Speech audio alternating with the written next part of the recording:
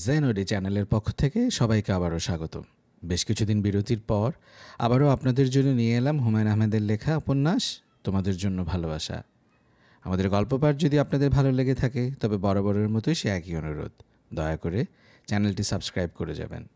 এছাড়াও আপনাদের ভালো লাগা কিংবা মন্দ লাগা লাইক, কমেন্ট কিংবা শেয়ারের মাধ্যমে জানিয়ে যেতে পারেন। তবে শুরু করা যাক আমাদের আজকের উপন্যাস তোমাদের জন্য ভালোবাসা।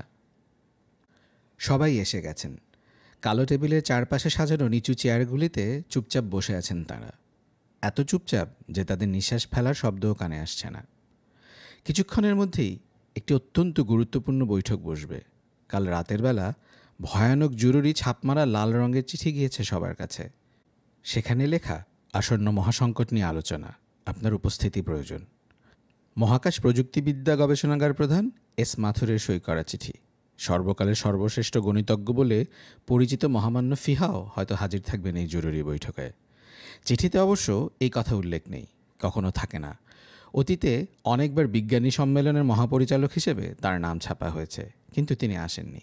বলে পাঠিয়েছেন, ভীষণ ঘুম পাচ্ছে, আসতে পারছি না, দুঃখিত।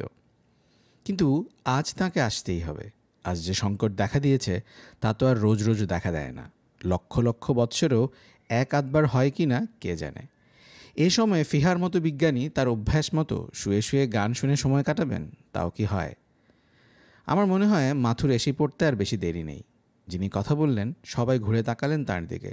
স্পষ্টতই বোঝা যাচ্ছে নীরবতা ভাঙার জন্যই নিতান্ত অপ্রয়োজনীয় কথাগুলো বলা হয়েছে। বক্তার দিকে তাকিয়ে দু একজন ভ্রু কোঁচকালেন। বক্তা একটু কেশে বললেন, কাল কেমন ঝড় হয়েছিল দেখেছেন? জানালার একটা কাঁচ ভেঙে গেছে আমার। কথার উত্তরে কাউকে একটি কথাও বলতে না শুনে তিনি অস্বস্তিতে আঙুল মটকাতে লাগলেন। মাথা ঘুরিয়ে এদিক সেদিক তাকাতে লাগলেন। ঘরটি মস্ত বড়, প্রায় হল ঘরের মতো। জরুরি পরিস্থিতিতে 1002 বিজ্ঞানীর বসার জায়গা আছে। আজ অবশ্য এসেছেন 28 জন।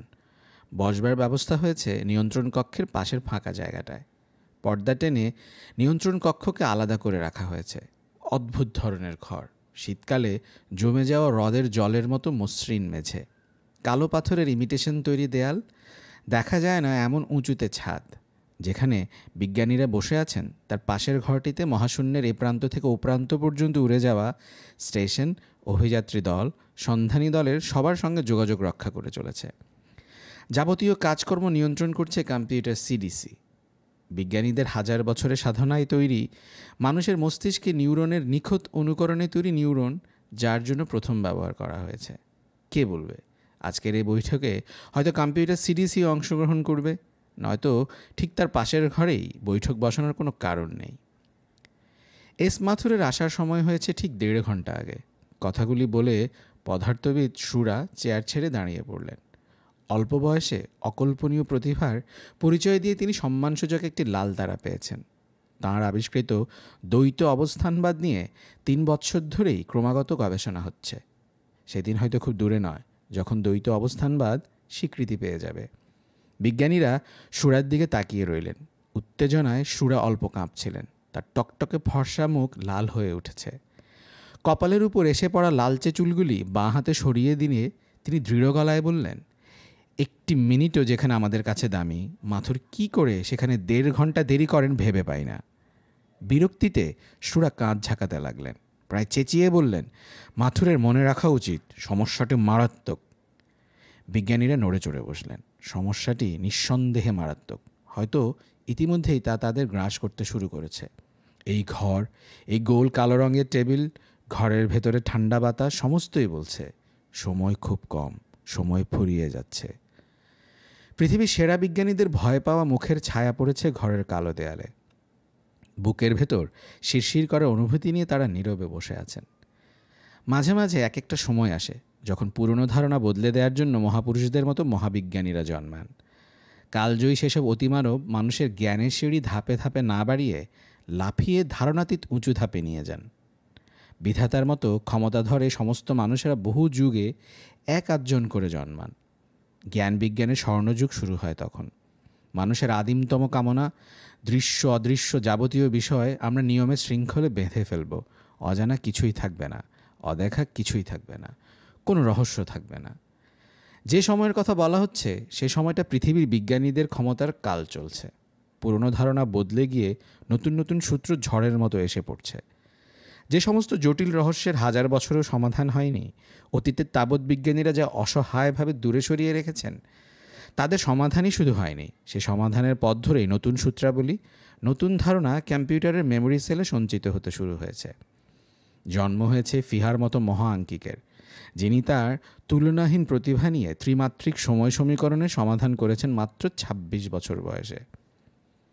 জন্ম হয়েছে পদার্থবিদ সুরার, পদার্থবিদ এস মাথুরের। মানুষের তৈরি কৃত্রিম নিউরন নিয়ে তৈরি হয়েছে মানবিক আবেগসম্পন্ন কম্পিউটার সিডিসি। গ্রহ থেকে গ্রহে, মহাকাশের এ প্রান্ত থেকে ও প্রান্তে ছড়িয়ে পড়েছেন মহাকাশের বিজ্ঞানীরা। কে বলে জ্ঞানের শেষ নেই, সীমা নেই? মানুষের শৃঙ্খলে বাঁধা পড়তেই হবে জ্ঞানকে। বিজ্ঞানীদের পিছু ফেরাবার রাস্তা নেই। আরও জানো, আরও বেশি জানো। এমনই যখন অবস্থা, ঠিক তখনই আবিষ্কৃত হলো টাইফা গ্রহ। অ্যান্ড্রোমেডা নক্ষত্রপুঞ্জের একপাশে পড়ে থাকা ছোট্ট একটা নীল রঙের গ্রহ, চারপাশে উজ্জ্বল ধোঁয়াটে রঙের ছায়াপথের মাঝামাঝি গ্রহ একটি হঠাৎ আবিষ্কার। বৃহস্পতির কাছাকাছি মহাকাশ গবেষণা মন্দির থেকে পর্যবেক্ষণ করা হচ্ছিল WGK-166, একটি সাদা বামন নক্ষত্রকে, যা দ্রুত উজ্জ্বল থেকে উজ্জ্বলতর হয়ে উঠছে প্রবল বিস্ফোরণে গুড়িয়ে যাবার জন্য। বিজ্ঞানীরা অবাক হয়ে লক্ষ্য করলেন, সাদা বামন নক্ষত্র থেকে বেরিয়ে আসা বিকিরণ তেজের প্রায় 60% কেউ যেন শুষে নিচ্ছে। এই প্রকাণ্ড ক্ষমতাকে কে টেনে নিতে পারে? অন্য কোনো গ্রহের কোনো উন্নত প্রাণী কি এই মহাশক্তিকে কাজে লাগাবার জন্য চেষ্টা করছে? যদি তাই হয়, তবে সে প্রাণী কত উন্নত? আবিষ্কৃত হলো টাইফা গ্রহ। বৃহস্পতির কাছাকাছি মহাজাগতিক স্টেশন নিনুপ 37-এর অধিনায়ক টাইফার অনন্য সাধারণ আবিষ্কারক। সেই স্টেশনের সবাই অতি সম্মানসূচক 2 নীল তারা উপাধি পেলেন। টাইফা গ্রহের সঙ্গে যোগাযোগ হতে সময় লাগলো 1 বছর। পৃথিবীর বিজ্ঞানীরা হকচকিয়ে গেলেন। টাইফা গ্রহের গণিতশাস্ত্রের খবর আসতে লাগলো। বিস্মিত বিজ্ঞানীরা কী করবেন বুঝতে পারলেন না। সমস্তই তাদের জ্ঞান ও বুদ্ধির অগোচরে। সেখানে সময় বলে কি কিছুই নেই? সময়কে সবসময় শূন্য ধরা হচ্ছে কেন? বস্তু বলে কি কিছুই নেই? বস্তুকে শূন্য ধরা হচ্ছে কেন? শক্তিকে 2 মাত্রা হিসেবে ব্যবহার করছে কেন? মহা আঙ্কিক ফিহা পৃথিবীর সব অঙ্কবিদরা নতুন গণিতশাস্ত্রের নিয়মাবলী পরীক্ষা করতে লাগলেন। ভুতুরে সব গণিতবিদ্যা, পদার্থবিদ্যা, কোত্থেকে কি হচ্ছে? তাদের ফলাফল হিসেবে মহাশূন্যে কোথাও কোনো বস্তু নেই, চারদিকে অনন্ত শূন্য। মানুষ মহাজাগতিক শক্তির একটি আংশিক ছায়া। তাহলে আমাদের ভাবনা, চিন্তা, আমাদের অনুভূতি, ক্ষুধা, তৃষ্ণা, প্রেম, ভালোবাসা সমস্তই কি মিথ্যে, ছায়ার উপরই জন্ম মৃত্যু? পৃথিবীর খবরের কাগজগুলিতে আজগুবি সব খবর বেরোতে লাগলো। কেউ কেউ লিখল টাইফা গ্রহের মানুষেরা পৃথিবী ধ্বংস করে দিচ্ছে। কেউ লিখল তারা পৃথিবীতে তাদের ঘাঁটি বানাবার জন্য পৃথিবীর বিজ্ঞানীদের সঙ্গে ষড়যন্ত্র করছে। কেউ লিখল বিজ্ঞানীদের মাথা গুলিয়ে ফেলার জন্য তারা আজগুবি সব তথ্য পাঠাচ্ছে। গুজবের পিঠে ভর করেই গুজব চলে। টাইফা গ্রহ নিয়ে অজস্র বৈজ্ঞানিক কল্পকাহিনী লেখা হতে লাগলো। 2 জন পরিচালক এই নিয়ে 3 ডাইমেনশনাল ছবি তৈরি করলেন। ছবির নাম নরক থেকে আসছি। কেমন একটা অদ্ভুত ধারণা ছড়িয়ে পড়ল। টাইফা গ্রহের বিজ্ঞানীরা নাকি পৃথিবীর বিজ্ঞানপল্লী সিরানে এসে যাবতীয় বৈজ্ঞানিক কাজকর্ম নিয়ন্ত্রণ করছে। মহাশূন্য গবেষণা বিভাগ, খাদ্য উৎপন্ন বিভাগ তাদের নিয়ন্ত্রণে। বাধ্য হয়ে এস মাথুর সাংবাদিক সম্মেলন ডাকলেন। জনসাধারণকে সমস্ত কিছু বুঝিয়ে বলতে হবে। অমূলক ভয় ভীতি সরিয়ে দিয়ে আস্থা ফিরিয়ে আনতে হবে। বিজ্ঞানপল্লী সিরানে সেবারই সর্বপ্রথম অবিজ্ঞানীরা নিমন্ত্রিত হলেন। বিজ্ঞান পরিষদের মহাপরিচালক এস মাথুর বলছি। বিজ্ঞানপল্লী সিরানে সর্বপ্রথম নিমন্ত্রিত অতিথিরা আমাদের সশ্রদ্ধ অভিবাদন গ্রহণ করুন। শুরুতেই টাইফা গ্রহ সম্বন্ধে আপনাদের যাবতীয় ধারণার পরিসমাপ্তি ঘোষণা করছি। টাইফা গ্রহ নিয়ে আপনারা যত ইচ্ছে বৈজ্ঞানিক কল্পকাহিনী রচনা করুন, ছবি তৈরি করুন, আমাদের কোনো আপত্তি নেই। নরক থেকে আসছি ছবিটা আমার নিজের অত্যন্ত ভালো লেগেছে। গ্যালারিতে বসা দর্শকরা এস মাথুরের এই কথায় হৈ হৈ করে হাততালি দিতে লাগলেন। তার এই শব্দ কিছুটা কমে আসতেই এস মাথুর তার নিচু ও স্পষ্ট কথা বলার বিশেষ ভঙ্গিতে আবার বলে চললেন, আমাদের বক্তব্য হচ্ছে আমরা উন্নত ধরনের প্রাণীর সন্ধান টাইফা গ্রহে পেয়েছি। একজন দর্শক চেঁচিয়ে বললেন, তারা কি দেখতে মানুষের মতো? তারা দেখতে কেমন তা দিয়ে আমার বা আপনার কারো কোনো প্রয়োজন নেই, তবে তারা নিঃসন্দেহে উন্নত জীব। তারা ওমিক্রন রশ্মির সাহায্যে আমাদের সঙ্গে যোগাযোগ করেছে। আমরা ওমিক্রন রশ্মির যে সংকেত পাঠাচ্ছি তা তারা বুঝতে পারছে এবং তারা সেই সংকেতের সাহায্যে আমাদের খবর দিচ্ছে। এত অল্প সময়ে সংকেতের অর্থ উদ্ধার করে সেই সংকেতে খবর পাঠানো নিঃসন্দেহে উন্নত শ্রেণীর জীবের কাজ। হলঘর নিঃশব্দ হয়ে এস মাথুরের কথা শুনছে। শুধু কয়েকটা মুভি ক্যামেরার শাঁসা শট শব্দ ছাড়া আর কোনো শব্দ নেই। এস মাথুর বলে চললেন, আমি অত্যন্ত দৃঢ়তার সাথে বলতে চাই, টাইফা গ্রহ গণিত ও পদার্থবিদ্যার বিভিন্ন সূত্রাবলী সম্পর্কে যা বলতে চায় তা হতে পারে না, তো অসম্ভব। কথা শেষ না হতেই নীলকোট পরা এক সাংবাদিক বাঘের মতো লাফিয়ে উঠে চেঁচিয়ে বললেন, কেন হতে পারে না, কেন অসম্ভব, আমরা বুঝতে পারছি না বলে? এস মাথুর বললেন, তাদের নিয়মে সময় বলে কিছু নেই। একজন অনায়াসে অতীত, বর্তমান ও ভবিষ্যতের মধ্যে চলাফেরা করতে পারে। এ অসম্ভব ও হাস্যকর। সাংবাদিক চড়া গলায় বললেন, কেন হাস্যকর? 1000 বছর আগেও তো পৃথিবীতে টাইম মেশিন নিয়ে গল্প চালু ছিল। এস মাথুর বললেন, গল্প ও বাস্তব ভিন্ন জিনিস। আপনি একটি গল্পে পড়লেন যে একটি লোক হঠাৎ একটি পাখি হয়ে আকাশে উড়ে গেল। বাস্তবে আপনি সেই রকম কোনো পাখি হয়ে উড়ে যেতে পারেন? পারেন না। পারেন কি? কথা শেষ না হতেই দর্শকরা হো হো করে হেসে উঠল এবং বিক্ষিপ্তভাবে হাততালি পড়তে লাগলো। সাংবাদিক লাল হয়ে বললেন, আমি পাখি হবার কথা বলছি না, আমি কথায় আপনি আপনি আপনি আপনি কথা এড়িয়ে যাবার চেষ্টা করছেন। এস মাথুর হাসি মুখে বললেন, না, আমি এড়িয়ে যাচ্ছি না। টাইম মেশিনের কল্পনা কতটুকু অবাস্তব তা উদাহরণ দিয়ে বুঝিয়ে দিচ্ছি। ধরুন একটা টাইম মেশিন তৈরি করলাম। মেশিনে চড়ে আমরা চলে গেলাম অতীতে, যখন আপনার জন্মই হয়নি। আপনার বাবার বয়স মাত্র 12। মনে করুন আপনার সেই 12 বছর বয়সের বাবাকে আমি খুন করে আবার টাইম মেশিনে চড়ে বর্তমানে এসে হাজির হলাম। এসে দেখি আপনি সিরানপল্লীতে দাঁড়িয়ে আমার বক্তৃতা শুনছেন। অথচ তা হতে পারে না, কারণ আপনার বাবা 12 বছর বয়সে মারা গেছেন। অতএব আপনার জন্ম হতেই পারে না। সাংবাদিক বললেন, আমি বুঝতে পারছি, আমাকে ক্ষমা করবেন। কিছুক্ষণ আর কোনো কথাবার্তা শোনা গেল না। হঠাৎ উঠে দাঁড়ালেন মহামান্য ফিহা, সর্বকালের সর্বশ্রেষ্ঠ গণিতজ্ঞ, দুর্লভ 3 লাল তারা সম্মানের অধিকারী, দ্বিমাত্রিক যৌগিক সময় সমীকরণের নির্ভুল সমাধান দিয়ে যিনি সমস্ত বিজ্ঞানীদের স্তম্ভিত করে রেখেছেন। ফিহা মাথা নিচু করে হেঁটে গেলেন মাথুরের কাছে, বললেন, আমি কিছু বলবো। সবাই নিঃশ্বাস বন্ধ করে বসে রইল। ফিহা বলে চললেন, কাল আমি সারা রাত ঘুমোতে পারিনি। আমার একটা পোষা বেড়াল ছানা আছে, সাদা রঙের, থপথপে সাদা, বিলিয়ার্ড বলের মতো। ওর কি একটা অসুখ করেছে, সারা রাত বিরক্ত করেছে আমাকে। যাই হোক, শেষ পর্যন্ত ভোর রাতে ঘুমোতে গেছি, হঠাৎ মনে হলো টাইফা গ্রহের বিজ্ঞান নিশ্চয়ই নির্ভুল। আচমকা মনে হলো সময় সংক্রান্ত আমার যেসব সূত্র আছে সেখানে সময়কে শূন্য রাখলেও উত্তর নির্ভুল হয়। শুধু বস্তুকে ভিন্ন খাতায় নিয়ে যেতে হয়। আমি দেখাচ্ছি করে। ফিহা ব্ল্যাকবোর্ডের কাছে চলে গেলেন। একটির পর একটি সূত্র লিখে অত্যন্ত দ্রুতগতিতে অঙ্ক কষে চললেন। পরবর্তী 15 মিনিট শুধু চকের খসখস শব্দ ছাড়া আর কোনো শব্দ নেই। ফিহা একসময় বোর্ড ছেড়ে ডায়াসে উঠে এসে বললেন, সবাই বুঝতে পেরেছেন আশা করি। দর্শকদের কেউই বুঝতে পারেননি কিছুই, শুধু অঙ্ক কষার ধরন ধারণ দেখে স্তম্ভিত হয়ে গেছেন। সবাই মাথা নাড়ালেন, যেন খুব বুঝতে পেরেছেন। ফিহা বললেন, এখন মুশকিল হয়েছে কি জানেন, তারা এত উপরের স্তরে পৌঁছে গেছে যে তাদের কোনো কিছুই এখন আর আমাদের ধারণায় আনা সম্ভব নয়। তাদের গণিত বলুন, তাদের পদার্থবিদ্যা, রসায়ন, জীববিদ্যা কিছুই নয়। এবার বিজ্ঞানীদের ভেতর একজন দাঁড়িয়ে বললেন, কেন সম্ভব নয়? ফিহা বিরক্ত হয়ে বললেন, বোকার মতো কথা বলবেন না। মানুষ যেমন উন্নত, পিপিলিকাও তার স্কেলে, অর্থাৎ তার প্রাণী জগতে উন্নত। এখন মানুষ কি পারবে পিপিলিকাকে কিছু শেখাতে? গণিত শেখাতে পারবে? পদার্থবিদ্যা শেখাতে পারবে? পিপিলিকার আগ্রহ যতই থাকুক না কেন। সভাকক্ষে তুমুল হাততালি পড়তে লাগলো। এস মাথুর হঠাৎ উত্তেজিত হয়ে বললেন, আপনারা হইচই করবেন না। এইমাত্র নিয়ন্ত্রণ কক্ষ থেকে একটা মারাত্মক খবর এসেছে। আজকের অধিবেশন এই মুহূর্তেই শেষ। এস মাথুর উত্তেজনায় কাঁপছিলেন।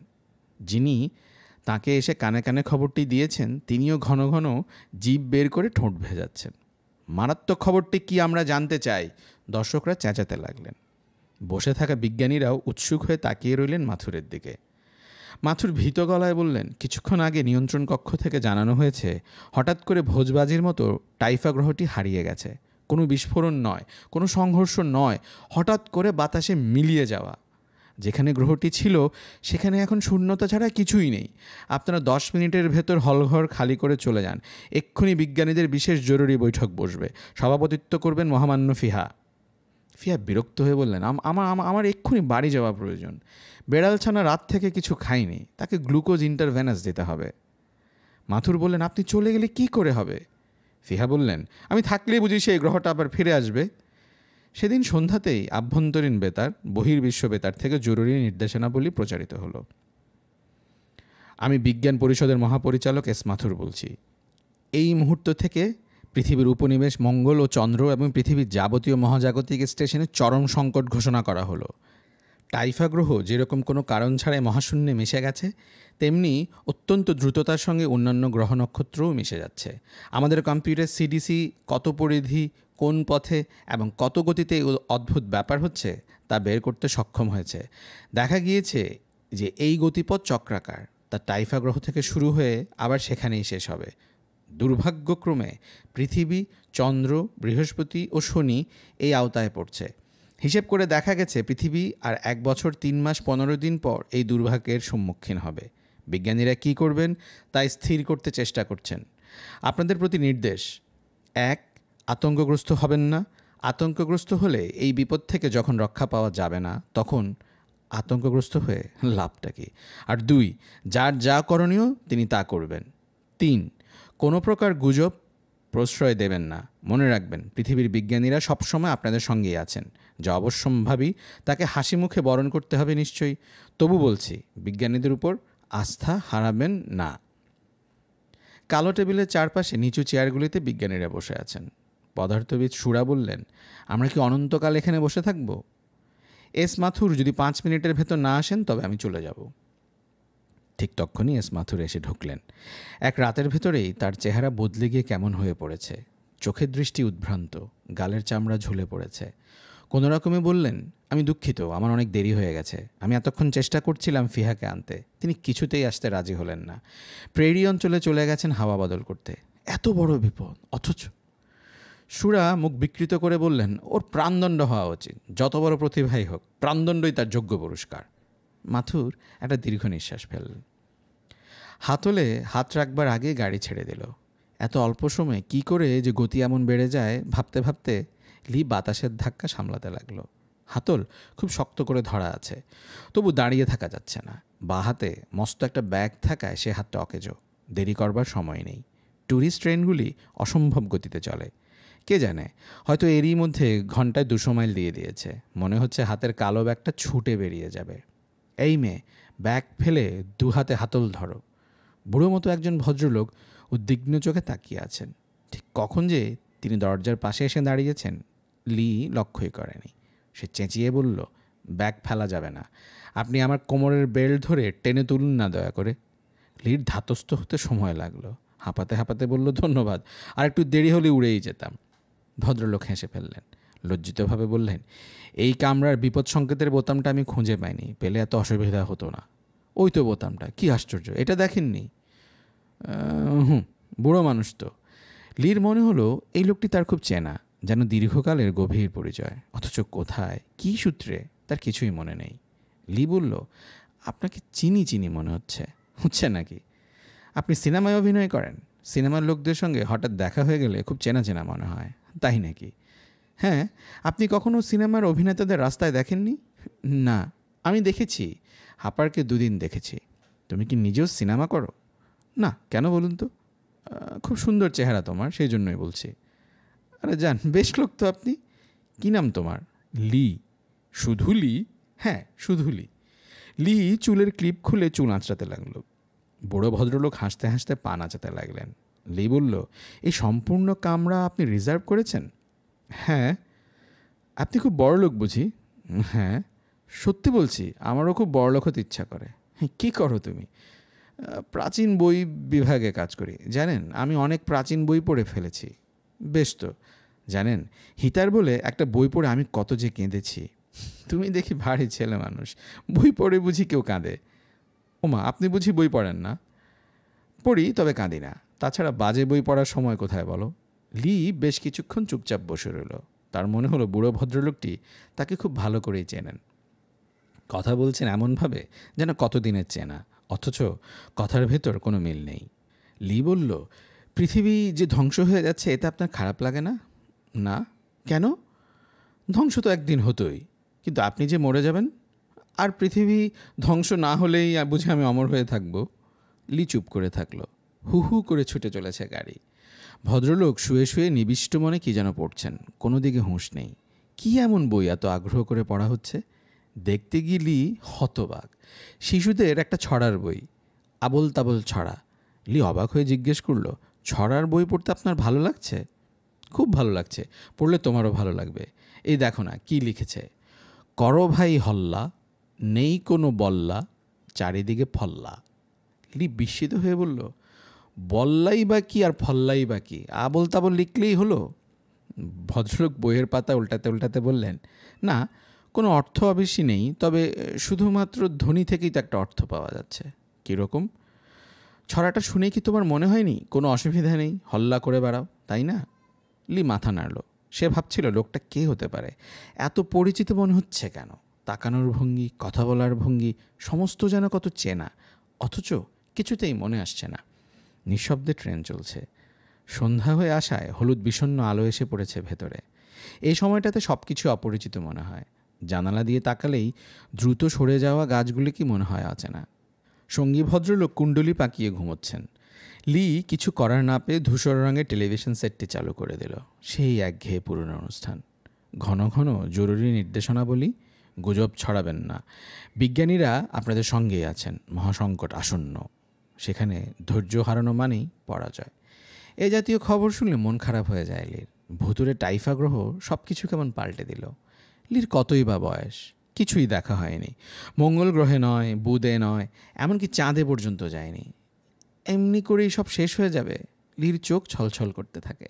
একবার যদি দেখা করা যেত মাথুর কিংবা ফিহার সাথে, নিদেন পক্ষে সিরানপল্লী যে কোনো একজন বিজ্ঞানীর সঙ্গে, কিন্তু তা তো সম্ভব নয়।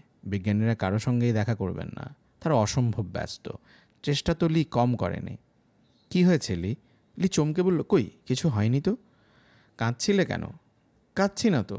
পৃথিবীর জন্য কষ্ট হয়? পৃথিবীর জন্য নয়, আমার নিজের জন্যই কষ্ট হয়। আচ্ছা, আমি তোমার মন ভালো করে দিচ্ছি, একটা হাসির গল্প বলছি। বলুন। ভদ্রলোক বলে চললেন, জীববিদ্যার এক অধ্যাপক প্রতিদিন দুপুরে বড়সড় একটা মাটন চপ খেয়ে ক্লাস নিতে যান। একদিন তিনি ক্লাসে এসে বললেন, আজ তোমাদের ব্যাঙের হৃৎপিণ্ড পড়াবো, এই দেখো একটি ব্যাঙ। ছেলেরা সমস্বরে বলল, ব্যাঙ কোথায় স্যার, এটি তো একটি চপ। অধ্যাপক বিব্রত হয়ে বললেন, সে কি, আমি তাহলে কী দিয়ে লাঞ্চ ছেড়েছি? লি ম্লান হেসে চুপ করে রইল। ভদ্রলোক বললেন, তুমি হাসলে না যে, ভালো লাগেনি? লেগেছে, কিন্তু টেলিভিশন দেখলে আমার মন খারাপ হয়ে যায়। ইচ্ছা হয় একবার মাথুর কিংবা ফিহার সঙ্গে দেখা করি। তাদের সঙ্গে দেখা করে তুমি কি করবে?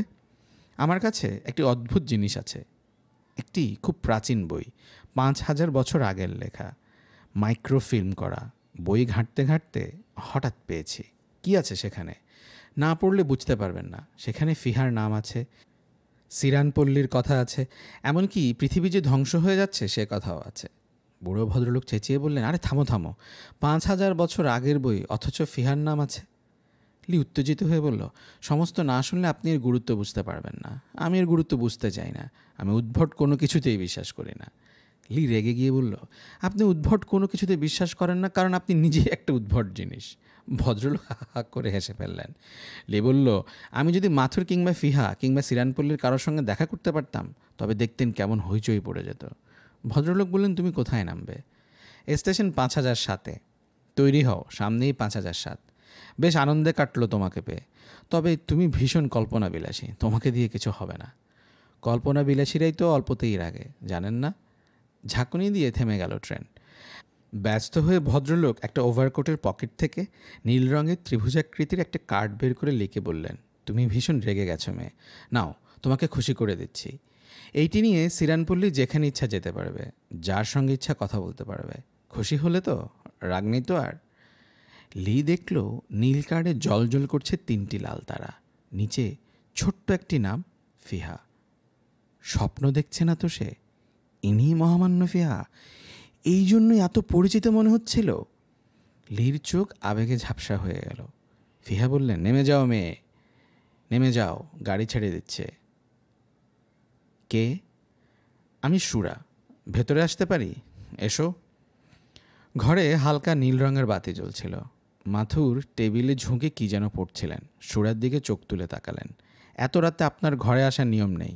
কিন্তু সুরা চেয়ার টেনে বসলেন। তার স্বভাবসুলভ উদ্যত চোখ জ্বলতে লাগলো। মাথুর বললেন, এখন কোনো নিয়ম টিয়ম নেই সুরা, তুমি কি কিছু বলতে এসেছ? হ্যাঁ, কিন্তু আমি এখন কিছু শুনতে চাই না। 4 রাত ধরে আমার ঘুম নেই, আমি ঘুমোতে চাই। এই দেখো, আমি একটা প্রেমের গল্প পড়ছি, মন হালকা হয়ে সুনিদ্রা হতে পারে এই আশায়। সুরা কাঁধ ঝাঁকিয়ে হাসলেন। আমিও ঘুমাতে পারি না, তার জন্য আমি রাত জেগে জেগে প্রেমের গল্প পড়ি না। অবসর সময়টাও আমি ভাবতে চেষ্টা করি। সিডিসির রিপোর্ট তো দেখেছ? হ্যাঁ দেখেছি। ধ্বংস রোধ করার কোনো পথ নেই। যখন নেই তখন রাতে একটু শান্তিতে ঘুমোতে চেষ্টা করা কি উচিত নয়? চিন্তা এবং পরিকল্পনার জন্য তো সমস্ত দিন পড়ে রয়েছে। থাকুক পড়ে, আমি একটা সমাধান বের করেছি। মাথুর প্রায় লাফিয়ে উঠলেন। তুমি বলতে চাও পৃথিবী রক্ষা পাবে? না, তবে? সুরা কথা না বলে তীক্ষ্ণ দৃষ্টিতে তাকিয়ে রইলেন মাথুরের দিকে। ঠান্ডা গলায় বললেন, আপনার এই সময় উত্তেজনা মানায় না, আপনি অবসর গ্রহণ করুন। তুমি কি বলতে চাও বলো। আমি একটি সমাধান বের করেছি। পৃথিবী রক্ষা পাবার পথ নেই, কিন্তু মানুষ বেঁচে থাকবে। লক্ষ লক্ষ বছর পর আবার সভ্যতার জন্ম হবে। ফিহার মতো, মাথুরের মতো, সুরার মতো মহাবিজ্ঞানীরা জন্মাবে। আমি স্পষ্ট দেখতে পাচ্ছি। সুরা, তুমি নিজেও উত্তেজিত। দুঃখিত। আপনি কি পরিকল্পনাটি শুনবেন? এখন নয়, দিনে বলো। আপনাকে এখনই শুনতে হবে, সময় নেই হাতে। সুরা ঘরের উজ্জ্বল বাতি জ্বেলে দিলেন। মাথুর তাকিয়ে রইলেন সুরার দিকে। দুর্লভ আত্মবিশ্বাসে ভরপুর এই যুবকটিকে হিংসা হতে লাগলো তার। সুরা খুব শান্ত গলায় বলে যেতে লাগলেন। শুনতে শুনতে মাথুর একসময় নিজের রক্তে উত্তেজনা অনুভব করতে লাগলেন। বছর 30 আগে মিটস নামে একটা মহাশূন্যযান তৈরি করা হয়েছিল। আদর করে তাকে ডাকা হতো দ্বিতীয় চন্দ্র বলে।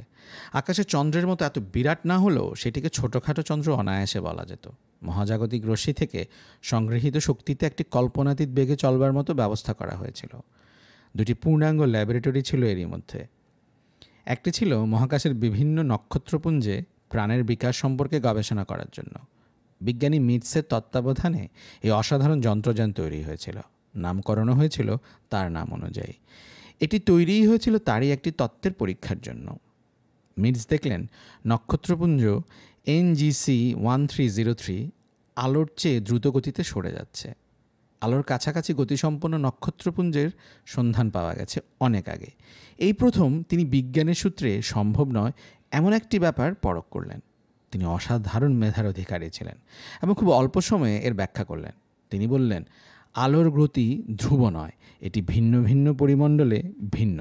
স্বাভাবিকভাবেই প্রকৃতির নিয়মাবলীও ভিন্ন ভিন্ন পরিমণ্ডলে ভিন্ন। মিটস এটা ব্যাখ্যা করেই চুপ করে গেলেন। তৈরি করলেন মহাশূন্যযান মিটস, যা পাড়ি দেবে অ্যান্ড্রোমেডা নক্ষত্রপুঞ্জ ছাড়িয়ে বহু দূরে NBP 203 নক্ষত্রপুঞ্জে। সেখানে পৌঁছতে তার যুগের পর যুগ লেগে যাবে, কিন্তু পৌঁছবে ঠিক। সঙ্গে সঙ্গে মিটসের ধারণা সত্য বা মিথ্যা প্রমাণিত হবে। তার দুর্ভাগ্য, মহাশূন্যযানটি প্রস্তুত হবার পরপর তিনি মারা যান। তার পরিকল্পনাও স্থগিত হয়ে যায়। বিজ্ঞানীরা তখন প্রতিবস্তুর ধর্মকে বিশেষ সূত্রে ব্যাখ্যা করতে ব্যস্ত হয়ে উঠেছেন। সুরার পরিকল্পনা আর কিছুই নয়, পৃথিবীর একদল শিশু মিটসে করে সরিয়ে দেয়া। শিশুরা স্বয়ংক্রিয় যন্ত্র মহাশূন্যযানের ভেতর শিক্ষা লাভ করবে। বিজ্ঞানের বিভিন্ন সূত্র মাইক্রোফিল্ম করে রাখা হবে মহাশূন্যযানের এক লাইব্রেরি কক্ষে। এই সব শিশু বড় হবে, তাদের ছেলে মেয়ে হবে, তারাও শিখতে থাকবে, তারাও বড় হবে। থামো থামো, বুঝতে পারছি। মাথুর হাত উঁচিয়ে সুরাকে থামালেন। বললেন, কতদিন তারা এরকম ঘুরে বেড়াবে? যতদিন বসবাসযোগ্য কোনো গ্রহ না পায়, যতদিন মহাশূন্য থাকবে, ততদিন তো খাদ্যের কোনো অসুবিধা নেই। তা নেই, কিন্তু আবার কিন্তু কিসের? মহাশূন্যযান তৈরি আছে, কাজ যা করতে হবে তা হলো ল্যাবরেটরি 2টি সরিয়ে মাইক্রোফিল্ম লাইব্রেরি এবং অন্যান্য প্রয়োজনীয় যন্ত্রপাতি বসানো। তার জন্য 3 মাস সময় যথেষ্ট। এ দায়িত্ব আমার। মাথুর চুপ করে রইলেন। সুরা অসহিষ্ণু হয়ে মাথা ঝাঁকালেন। আপনার চুপ করে থাকা অর্থহীন। মানুষের জ্ঞান এভাবে নষ্ট হতে দেয়া যায় না। তা ঠিক, কিন্তু সিরানদের মতামত? কোনো মতামতের প্রয়োজন নেই, এ আমাকে করতেই হবে। আমি কম্পিউটার CDCকে নির্দেশ দিয়ে এসেছি মহাশূন্যযানটির যাত্রাপথ বের করতে। CDCকে মহাশূন্যযানে ঢুকিয়ে দেওয়া হবে। মহাশূন্যযান নিয়ন্ত্রণ করবে সে। তুমি নির্দেশ দিয়ে এসেছো? হ্যাঁ, আমি সমস্ত নিয়মকানুন ভেঙে করেছি। আমি আপনাকেও মানি না। আপনার মস্তিষ্ক বিকৃতি ঘটেছে। গত 1 মাস আপনি প্রত্যেক মিটিংয়ে আবল তাবল বকেছেন। আপনি বিশ্রাম নিন। সুরা উজ্জ্বল বাতি নিভিয়ে ঘর ছেড়ে চলে গেলেন। মাথুর হতভম্ব হয়ে বের হয়ে এলেন ঘরের বাইরে। অন্ধকারে কে যেন ভূতের মতো দাঁড়িয়ে আছে। হঠাৎ দেখলে পাথরের মূর্তি মনে হয়। মাথুর ডাকলেন, কে ওখানে? আমি ওলেয়া। ওখানে কি করছেন? দাঁড়িয়ে দাঁড়িয়ে চাঁদ দেখছি। আমার একটি ছেলে চাঁদে অ্যাক্সিডেন্ট করে মারা গিয়েছিল। আপনার হয়তো মনে আছে। আছে, কিন্তু এত দূরে এসে চাঁদ দেখছেন? আপনার ঘর থেকেই তো দেখা যায়। তা যায়, আমি এসেছিলাম আপনার কাছে। এসে দেখি সুরা গল্প করছেন আপনার সঙ্গে, তাই বাইরে দাঁড়িয়েছিলাম। বলুন, কি বলবেন? আমাকে ছুটি দিন। বিজ্ঞানীরা তো কিছুই করতে পারছেন না। শুধু শুধু এখানে বসে থেকে কি হবে? মরবার আগে আমি আমার ছেলে মেয়েগুলোর সঙ্গে থাকতে চাই। তা হয় না ওলেয়া। কেন হয় না? আপনি চলে গেলে অন্য সবাই চলে যেতে চাইবে। সিরানপল্লীতে কেউ থাকবে না। নাই বা থাকলো, থেকে কী লাভ? শেষ মুহূর্তে আমরা একটা বুদ্ধি তো পেয়েও যেতে পারি। আপনি বড় আশাবাদী মাথুর। হয়তো আমি আশাবাদী, কিন্তু আপনি নিজেও তো জানেন পৃথিবী আরও একবার মহাসংকটের সম্মুখীন হয়েছিল। সৌর বিস্ফোরণে তার অস্তিত্ব বিপন্ন হয়ে পড়েছিল। অথচ 200 বছর আগের বিজ্ঞানীরাই সেই সমস্যার সমাধান করেছেন। আমরা তাদের চেয়ে অনেক বেশি জানি। আমাদের ক্ষমতা অনেক বেশি। ওলেয়া অসহিষ্ণুভাবে মাথা নাড়লেন। শুকনো গলায় বললেন, আমি কোনো ভরসা পাচ্ছি না। এই মহাসংকট তুচ্ছ করে ফিহা বেড়াতে চলে গেলেন। আপনি নিজে এখনও পর্যন্ত কিছু করতে পারেননি। সুরা যত প্রতিভাই থাকুক, সে তো শিশু মাত্র। এ অবস্থা। কথা শেষ হওয়ার আগেই দ্রুত পদশব্দ শোনা গেল। সুরা উত্তেজিতভাবে হেঁটে আসছেন। হাত দুলিয়ে হাঁটার ভঙ্গিটাই বলে দিচ্ছে একটা কিছু হয়েছে। মহামান্য মাথুর, বলো। এইমাত্র একটি মেয়ে এসে পৌঁছেছে। তার হাতে মহামান্য ফিহা নিজস্ব পরিচয়পত্র রয়েছে। সে কি? মেয়েটি বলল সে একটি বিশেষ কাজে এসেছে। কী কাজ তা আপনাকে ছাড়া আর কাউকে বলবে না। কিন্তু ফিহার পরিচয়পত্র সে পেল কোথায়? ফিয়া নিজেই নাকি তাকে দিয়েছেন। আশ্চর্য। লি নিজেও বেশ হকচকিয়ে গিয়েছিল। সিরান এলাকায় এমন অবাধে ঘুরে বেড়াবে তা কখনো কল্পনা করেনি। ফিহার ত্রিভুজাকৃতি কারটি মন্ত্রের মতো কাজ করেছে। অনেকেই যে বিস্ময়ের সঙ্গে তার দিকে তাকিয়ে আছে তাও সে লক্ষ্য করল। বুড়ো মতো এক ভদ্রলোক বিনীতভাবে লির নামও জানতে চাইলেন। মাথুর বললেন, শুনেছি আপনি ফিহার কাছ থেকে আসছেন। জি। আপনি কি তার কাছ থেকে কোনো খবর এনেছেন? জি না। তবে আমি একটা বই নিয়ে এসেছি। আপনি সেই বইটি আশা করি পড়বেন। কী নিয়ে এসেছেন? একটি বই। লি তার ব্যাগ থেকে বইটি বের করলো। কী বই এটি? পড়লেই বুঝতে পারবেন। আশা করি আজ রাতেই পড়তে শুরু করবেন। মাথুর হাত বাড়িয়ে বইটি নিলেন। বিস্ময়ে তার ঘন ঘন নিঃশ্বাস পড়ছিল। লি বলল, আমার বড় তৃষ্ণা পেয়েছে। আমি কি এক গ্লাস পানি খেতে পারি? ফিয়া গাড়ি থেকে নামলেন সন্ধ্যাবেলা। স্টেশনে আলো জ্বলছিল না। চারিদিক কেমন চুপচাপ থমথম করছে। যাত্রী বেশি নেই। যে কয়জন আছে তারা নিঃশব্দে চলাফেরা করছে। বছর 5 আগেও একবার এসেছিলেন ফিহা। তখন কেমন গম গম করতো চারদিক। ট্যুরিস্টদের দল হৈ হৈ করে নামতো। অকারণ ছোটাছুটি, ব্যস্ততা, চেঁচামেচি চমৎকার লাগতো। এখন সব বদলে গেছে। ফিহার কিছুটা নিঃসঙ্গ মনে হলো। আমার আসতে কিছুটা দেরি হয়ে গেল। ফিহা তাকিয়ে দেখলেন নিকি পৌঁছেছে। নিকিকে তার করা হয়েছিল স্টেশনে থাকার জন্য। ফিহা বললেন, এমন অন্ধকার যে? কদিন ধরেই তো অন্ধকার। কেন? পাওয়ার সাপ্লাই বন্ধ। সমস্তই বিজ্ঞানীরা ব্যবহার করছেন, জানেন না? না, একটা উপগ্রহ ছাড়া হচ্ছে। এখানকার পৃথিবীর কিছু শিশুকে বাইরে পাঠিয়ে দেওয়া হবে, যাতে করে শেষ পর্যন্ত মানুষের অস্তিত্ব বেঁচে থাকে। সুরার পরিকল্পনা। ও। দুজন নীরবে হাঁটতে লাগলেন। ফিহা বললেন, সমস্ত বদলে গেছে। হ্যাঁ, সবাই হতাশ হয়ে গেছে। উৎপাদন বন্ধ, স্কুল কলেজ বন্ধ, দোকানপাট বন্ধ। খুব বাজে ব্যাপার। আপনি হঠাৎ করে এ সময়? আমি কিছু ভাবতে এসেছি। নিরিবিলি জায়গা দরকার। টাইফা গ্রহ নিয়ে? আপনার কি মনে হয় কিছু করা যাবে? জানি না, হয়তো যাবে না, আবার হয়তো যাবে। ঘর ঠিক করেছো আমার জন্য? জি। আমার একটা কম্পিউটার প্রয়োজন। কম্পিউটার চালাবার মতো ইলেকট্রিসিটি কোথায় পাবেন? ছোটোখাটো হলেও চলবে। কিছু হিসাব টিসাব করব। আছে সেরকম? তা আছে। বেশ পরিষ্কার পরিচ্ছন্ন 2 কামরার ঘর একটা। ফিহার পছন্দ হলো খুব। নিকি বড় দেখে একটা মোমবাতি জ্বালিয়ে দিয়ে গেছে। ফিহা বসে বসে খবরের কাগজ দেখতে লাগলেন। এ কয়দিন তার বাইরের পৃথিবীর সঙ্গে কোনো সম্পর্ক ছিল না। অথচ ইতিমধ্যে বেশ পরিবর্তন হয়েছে পৃথিবীতে। সবচেয়ে আগে তার চোখে পড়ল শীতল কক্ষের খবরটি। শীতল কক্ষ উঠিয়ে দেয়া হয়েছে। শীতল কক্ষের সমস্ত ঘুমন্ত মানুষদের জাগানো হয়েছে। তারা ফিরে গেছে আত্মীয় স্বজনদের কাছে। কি আশ্চর্য! পৃথিবীতে শীতলকক্ষ স্থাপনে যুগান্তকারী পরিকল্পনা নিয়েছিলেন নেতেনটি। ভারী চমৎকার একটি ব্যবস্থা। 90 বছর বয়স হওয়া মাত্র যেতে হবে শীতলকক্ষে। সেখানে তাদের ঘুম পাড়িয়ে রাখা হবে আরও 100 বছর। এর ভেতর তারা মাত্র 5 বার কিছুদিনের জন্য তাদের আত্মীয় স্বজনদের কাছে ফিরে যেতে পারবেন। তারপর আবার ঘুমোতেই নিঃশব্দ মৃত্যু। নেতেনটির এই সিদ্ধান্তের খুব বিপরীত প্রতিক্রিয়া হয়েছিল প্রথম দিকে। পরে অবশ্য সবাই মেনে নিয়েছিলেন। তার কারণও ছিল, চিকিৎসা বিজ্ঞান তখন এত উন্নত যে একটি মানুষ অনায়াসে 150 বছর বাঁচতে পারে। অথচ 90 বছরের পর তার পৃথিবীকে দেবার মতো কিছুই থাকে না। বেঁচে থাকা সেই কারণে অর্থহীন। কাজেই শীতলকক্ষের শীতলতায় নিশ্চিন্ত ঘুম। মানুষটি বেঁচে থাকলে তার পিছনে যে খরচটি হতো তার 100 ভাগের 1 ভাগ মাত্র খরচ এখানে। হার্টের বিট সেখানে ঘন্টায় 2টিতে নেমে আসে। দেহের তাপ নামে 0 ডিগ্রির কাছাকাছি। সেখানে শরীরের প্রোটোপ্লাজমকে বাঁচিয়ে রাখতে খুব কম শক্তির প্রয়োজন। শীতলকক্ষের সব মানুষ জেগে উঠে তাদের প্রিয়জনদের কাছে ফিরে গেছে। এ খবর ফিহাকে খুব আলোড়িত করল। 2-3 বার পড়লেন খবরটি। নিজের মনেই বললেন, সত্যি কি মহাবিপদ! সমস্ত নিয়মকানুন ভেঙে পড়ছে এভাবে। না, তা কেন হবে? যারা কোনোদিন পৃথিবীকে চোখেও দেখল না, তাদের কথা কি কখনো ভেবেছেন ফিহা? নিকি চা নিয়ে কখন যে ফিহার সামনে এসে বসেছে এবং চোখ বড় বড় করে তাকিয়েছে, ফিহা তা লক্ষ্যই করেনি। কাদের কথা বলছো নাকি? মানুষদের কথা, যাদের জন্ম হয়েছে পৃথিবী থেকে অনেক দূরে মহাকাশযানে কিংবা অন্য উপগ্রহে। জানেন ফিহা, পৃথিবীতে ফিরে এসে একবার শুধু পৃথিবীকে দেখবে এই আশায় তারা পাগলের মতো। নিকি, তুমি জানো আমি কবি নই। এসব বাজে সেন্টিমেন্ট আমার ভালো লাগে না। আমি দুঃখিত। চায়ে চিনি হয়েছে? হয়েছে। আপনার আর কিছু লাগবে? কোনো সহকারী? না, তার প্রয়োজন নেই। তুমি একটা কাজ করবে নিকি? বলুন, কি কাজ? আমার বাবা মা শীতলকক্ষ থেকে বেরিয়ে হয়তো আমাকে খুঁজছেন। তাদের এখানে নিয়ে আসব? না না, তারা যেন আমার খোঁজ না পান। আমি একটা জটিল হিসাব করব, খুব জটিল। ঠিক আছে। রাতে বাতি নিভিয়ে ফিহা সকাল সকাল শুয়ে পড়লেন। মাথার কাছে মোমবাতি রেখে দিলেন। রাত বিরতে ঘুম ভেঙে গেলে আলো জ্বালিয়ে পড়তে ভালোবাসেন, এই জন্যে। চোখের পাতা ভারী হয়ে এসেছে। এমন সময় একটি অদ্ভুত ব্যাপার হলো। ফিহার মনে হলো ঘরের ভেতর কে যেন হেঁটে বেড়াচ্ছে। অন্ধকারে আবছা মতো একটা মূর্তি দেখতে পেলেন। চেঁচিয়ে উঠলেন, কে? আমি টিকে বলছি, দয়া করে বাতি জ্বালাবেন না। ফিহা নিঃশব্দে বাতি জ্বালালেন। আশ্চর্য, ঘরে কেউ নেই। তিনি বাতি হাতে বাইরের বারান্দায় দাঁড়ালেন। চাঁদ উঠেছে আকাশে, চমৎকার জ্যোৎস্না হয়েছে। কাল সকালে ডাক্তারের কাছে যাব। আমি অসুস্থ, আবল তাবল দেখছি। জটিল একটা অঙ্ক করতে হবে আমাকে। এ সময়ে মাথা ঠান্ডা রাখা প্রয়োজন, ফিহা মনে মনে বললেন। বাকি রাতটা তার বারান্দায় পায়চারি করে কাটল।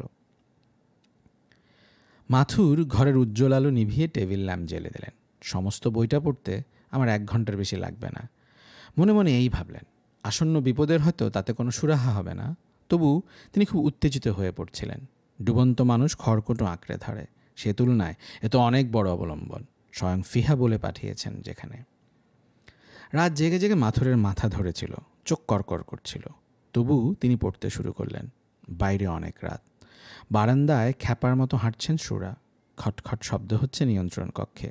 সমস্ত অগ্রাহ্য করে মাথুর পড়ে চললেন।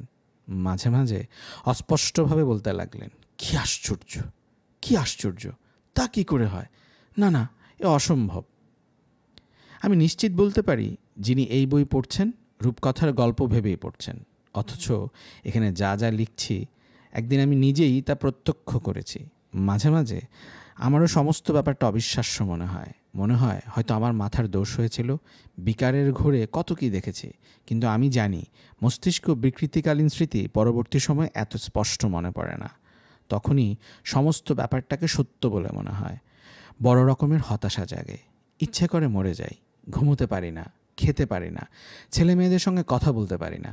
এই জাতীয় অস্থিরতা ও হতাশা থেকে মুক্তি পাওয়ার জন্য আমি লিখতে শুরু করলাম, এই আশায় যে কেউ একদিন আমার লেখা পড়ে সমস্তই ব্যাখ্যা করতে পারবে। অনেক সময়ই তো দেখা গেছে আজ যা রহস্য কাল তা সহজ স্বাভাবিক সত্য। আজ যা বুদ্ধির অগম্য কাল তাই সহজ সামান্য ঘটনা। আমার সে রাতে ঘুম আসছিল না। বাগানে চেয়ার পেতে বসে আছি। ঘরে দ্বিতীয় কোনো প্রাণী নেই।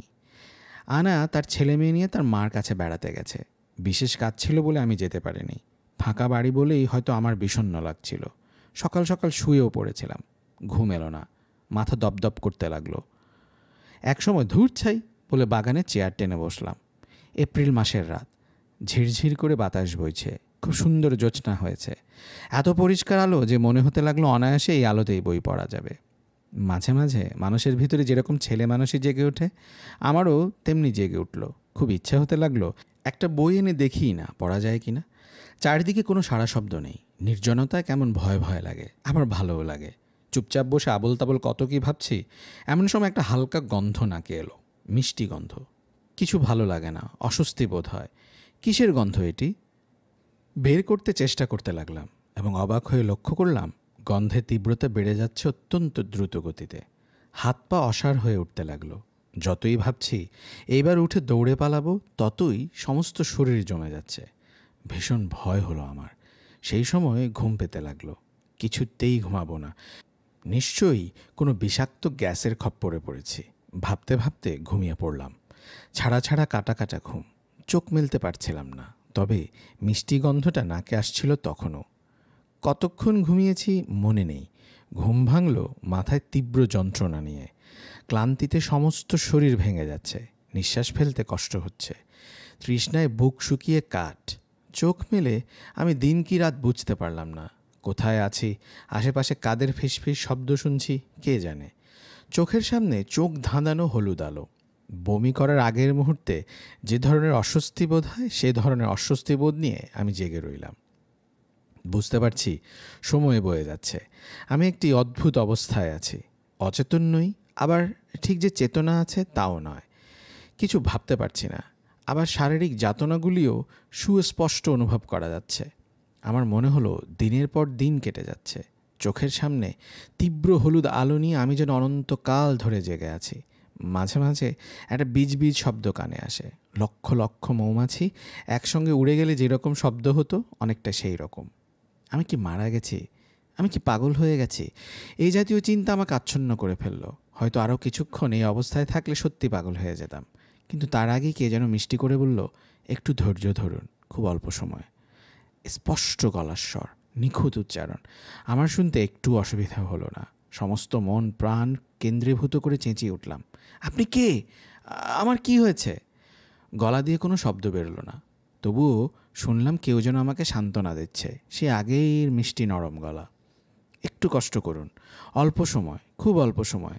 বলুন আমার সঙ্গে, এক এক, বলুন দুই। আমি বললাম। সংখ্যা ক্রমাগত বাড়তেই থাকলো, হাজার ছাড়িয়ে লক্ষ ছাড়িয়ে বাড়তেই থাকলো। আমি নেশাগ্রস্তের মতো আওড়াতে থাকলাম। আমার চোখের উপর উজ্জ্বল হলুদ আলো, বুকের ভেতর হাহা করা তৃষ্ণা।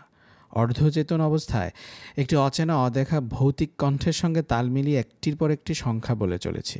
যেন কত যুগ কত কাল কেটে গেল। আমি বলেই চলেছি। এক সময় মাথার ভেতর সব জট পাকিয়ে গেল। নিঃশ্বাস ফেলার মতো অতি সামান্যতম বাতাসও যেন আর নেই। বুক ফেটে গুঁড়িয়ে যাচ্ছে। আমি প্রাণপণে বলতে চেষ্টা করলাম, আর নয়, আমাকে মুক্তি দিন, আমি মরে যেতে চাই। আবার সেই গলা, এইবার ঘুমিয়ে পড়ুন। কথার সঙ্গে সঙ্গে ঘুম নেমে এলো। আহা, কি শান্তি! কোথায় যেন তলিয়ে যাচ্ছি দ্রুত। হলুদ আলো ফিকে হয়ে আসছে, শারীরিক যন্ত্রণাগুলো ভোঁতা হয়ে আসছে। শরীরের প্রতিটি কোষ যেন ঘুমিয়ে পড়েছে। আহা, কি শান্তি! জানি না কখন ঘুম ভাঙল। খুব স্বাভাবিকভাবে চোখ মেললাম। একটা ধাতব চেয়ারে বসে আছি। চেয়ারটি গোলাকার, একটি ঘরের ঠিক কেন্দ্রবিন্দুতে। ঠিক আমার মাথার কাছে ছোট্ট একটি নল দিয়ে ঠান্ডা হাওয়া আসছে। ঘরের বাতাস যেন একটু ভারী, বাতাসের সঙ্গে লেবু ফুলের গন্ধ মিশে আছে। আমি ভালো করে চারিদিক দেখতে চেষ্টা করতে লাগলাম। গোল ঘরটিতে কোনো দরজা জানলা নেই, চারিদিক নিশ্ছিদ্র। ঘরে কোনো বাতি নেই, তবু সমস্ত পরিষ্কার দেখা যাচ্ছে। অদৃশ্য কোনো জায়গা থেকে নীলাভ আলো আসছে হয়তো। আমার তখন প্রচণ্ড খিদে পেয়েছে। কোথায় আছি, আমার কি হয়েছে, এই সমস্ত ছাড়িয়ে শুধুমাত্র একটি চিন্তায় আমাকে আচ্ছন্ন করে রেখেছে। সেটি হলো ক্ষুধা। আমার ধারণা ছিল হয়তো আগের মতো কথা বলতে পারবো না, তবু বললাম, আমি কোথায় আছি? সে শব্দ পরিষ্কার শোনা গেল।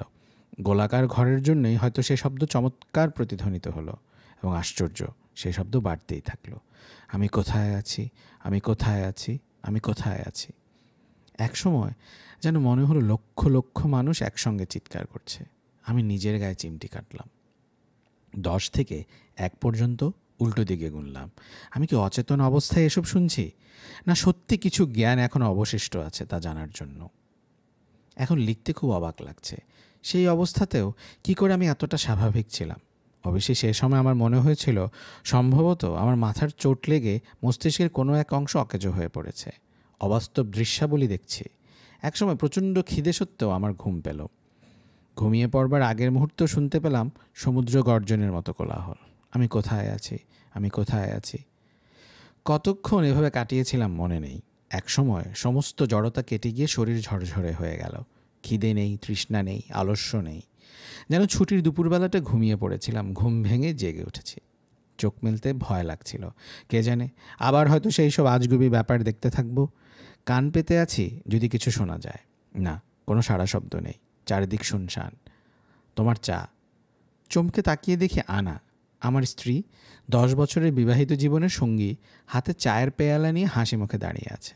ঝকঝকে রোদ উঠেছে বাইরে। আমি শুয়ে আছি আমার অতি পরিচিত বিছানায়। টেবিলের উপর আগের মতো আগোছালো বইপত্র পড়ে আছে। কী আশ্চর্য, কী আশ্চর্য! আমি প্রায় লাফিয়ে বিছানা ছেড়ে নেমে পড়লাম। চেঁচিয়ে বললাম, আনা, আমার কি হয়েছে? আনা চায়ের পেয়ালা হাতে অদ্ভুতভাবে তাকিয়ে রইল আমার দিকে। সেই চোখের দিকে তাকিয়ে হঠাৎ করে মনে হলো এই মেয়েটি অন্য কেউ, এ আনা নয়। যদিও সেই চোখ, সেই ঢেউ খেলানো বাদামি চুল, গালের মাঝামাঝি লাল রঙের কাটা দাগ। আমি ভয়ে কাতর গলায় বললাম, তুমি কে? তুমি কে? আমি আনা। না, তুমি আনা নও। আমি কি দেখতে আনার মতো নই? দেখতে আনার মতো হলেও তুমি আনা নও। বেশ, নাই বা বললাম, চা নাও। আমি আবার বললাম, দয়া করে বলো তুমি কে? বলছি, সমস্তই ধীরে ধীরে জানবে। আমি আমি কোথায় আছি? তুমি তোমার পৃথিবী থেকে বহু দূরে। ভয় পেও না, আবার ফিরে যাবে। তোমাকে আনা হয়েছে একটা বিশেষ প্রয়োজনে। কারা আমাকে এখানে এনেছে? এখানে যাদের বাস তারা এনেছে। যারা আমাকে তৈরি করেছে তারা চতুর্মাত্রিক জীবেরা। তোমাকে তৈরি করা হয়েছে? হ্যাঁ, আমাকে তৈরি করা হয়েছে তোমাকে সুখ ও সুবিধা দেওয়ার জন্য। তাছাড়া আমি তোমাকে অনেক কিছু শেখাবো। আমার মাধ্যমেই তুমি এদের সঙ্গে কথা বলবে। কাদের সঙ্গে কথা বলবো? যারা তোমাকে নিয়ে এসেছে। যারা আমাকে নিয়ে এসেছে তারা কেমন? তারা কি মানুষের মতো? তাদের তুমি দেখতে পাবে না, এরা চতুর্মাত্রিক জীব।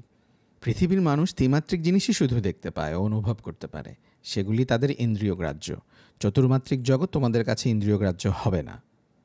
শুনতে শুনতে আমার গা ছমছম করতে লাগলো। এসব কি বলছে সে? ভয় পেয়ে আমি মেয়েটির হাত ধরলাম। এই অদ্ভুত তৈরি পরিবেশে তাকেই আমার একান্ত আপনজন মনে হলো। মেয়েটি বলল, আমাকে তুমি আনা বলেই ভাববে। আনার সঙ্গে যেভাবে আলাপ করতে সেইভাবেই আলাপ করবে। আমাকে ভয় পেও না। তোমার যা জানতে ইচ্ছে হবে আমার কাছ থেকে জেনে নেবে। আমি তো তোমাকে বলেছি, আবার তুমি ফিরে যাবে তোমার সত্যিকার আনার কাছে।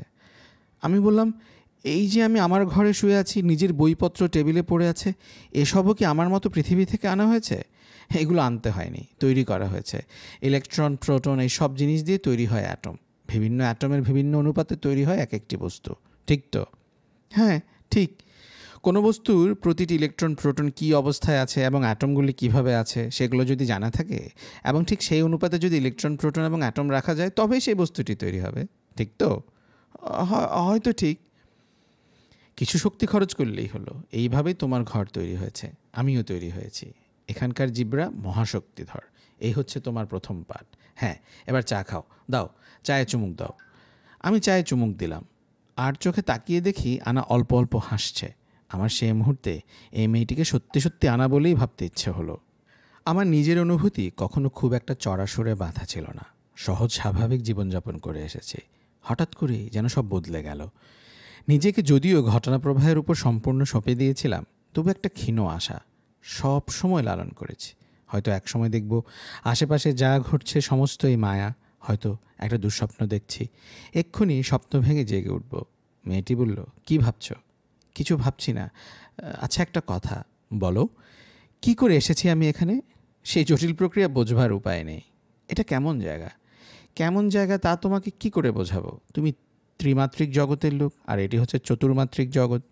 কিছুই দেখা যাবে না? চেষ্টা করে দেখো। যাও, বাইরে পা দাও, দরজাটা আগে খোলো। কি দেখছো? আমার সমস্ত শরীর শিরশির করে উঠল। চারদিকে ঘন ঘোলাটে হলুদ আলো। পেটের ভেতরে চিনচিনে ব্যথা। মাথা ঘুরতে লাগলো আমার।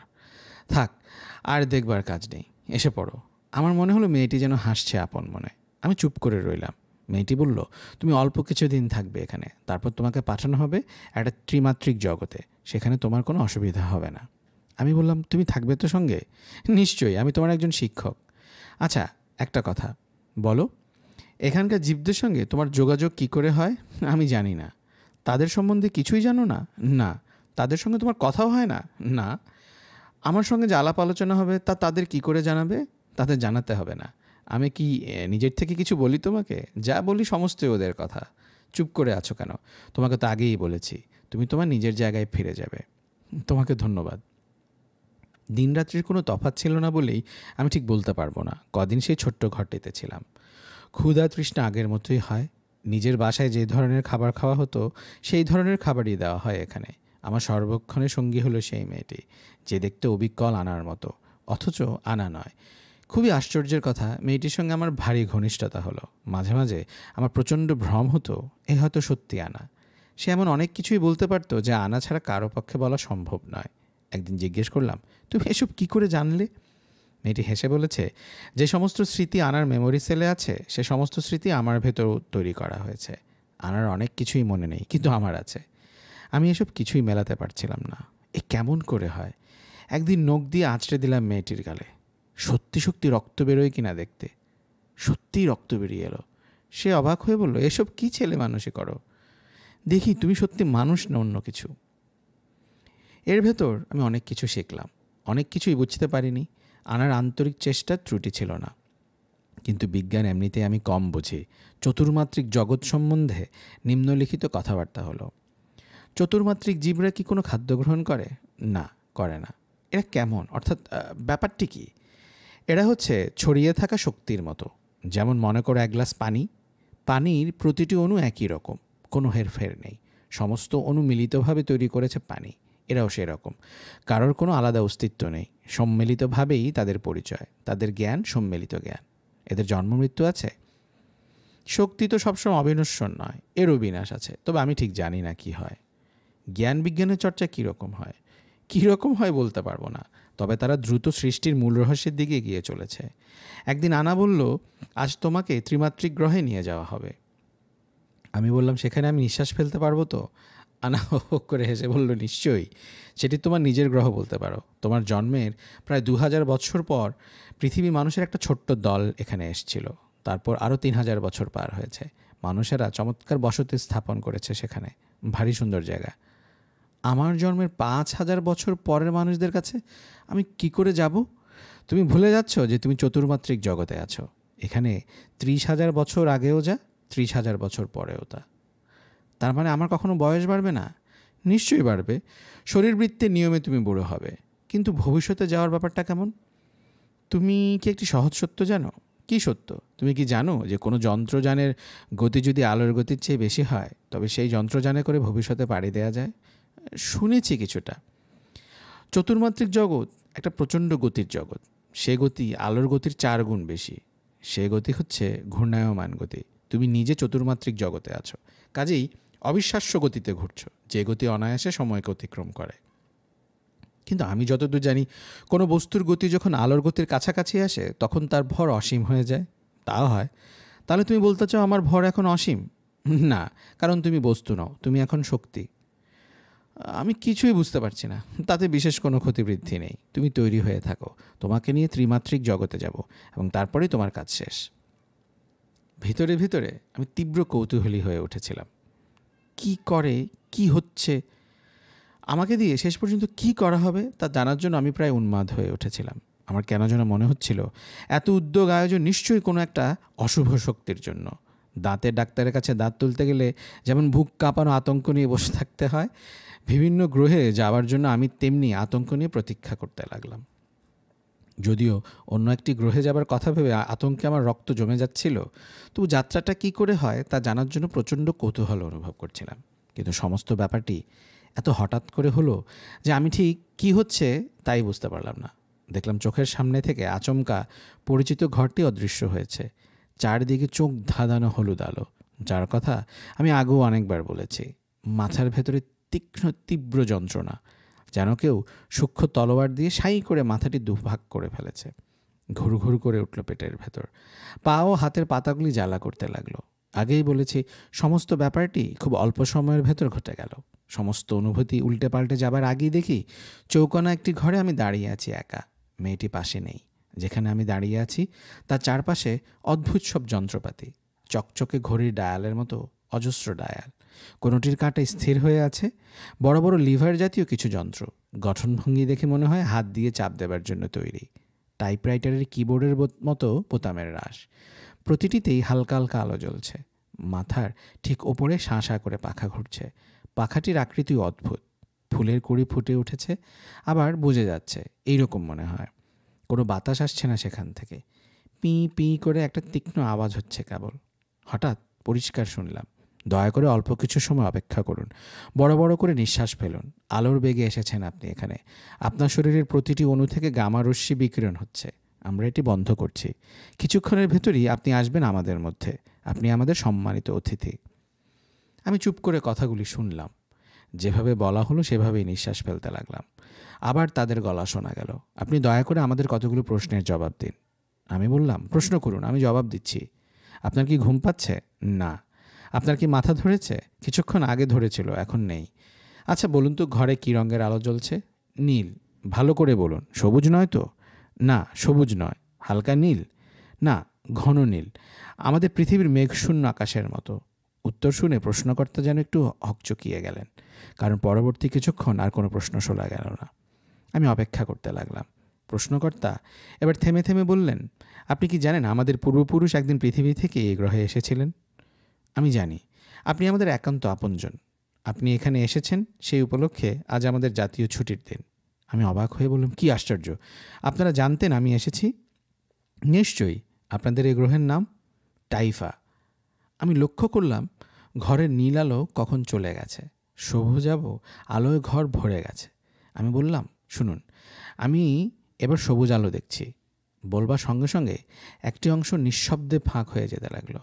আমি দেখলাম অসংখ্য কৌতূহলী মানুষ অপেক্ষা করছে বাইরে, অবাক হয়ে তাকিয়ে আছে আমার দিকে। আমি সেই গ্রহ থেকে এসেছি যেখান থেকে তাদের পূর্বপুরুষ একদিন রওনা হয়েছিল। অজানা সেই গ্রহের জন্য সমস্ত ভালোবাসা এখন হাত বাড়িয়েছে আমার দিকে। যারা আমার চারপাশে দাঁড়িয়ে আছেন তারা প্রত্যেকেই বেশ বয়স্ক।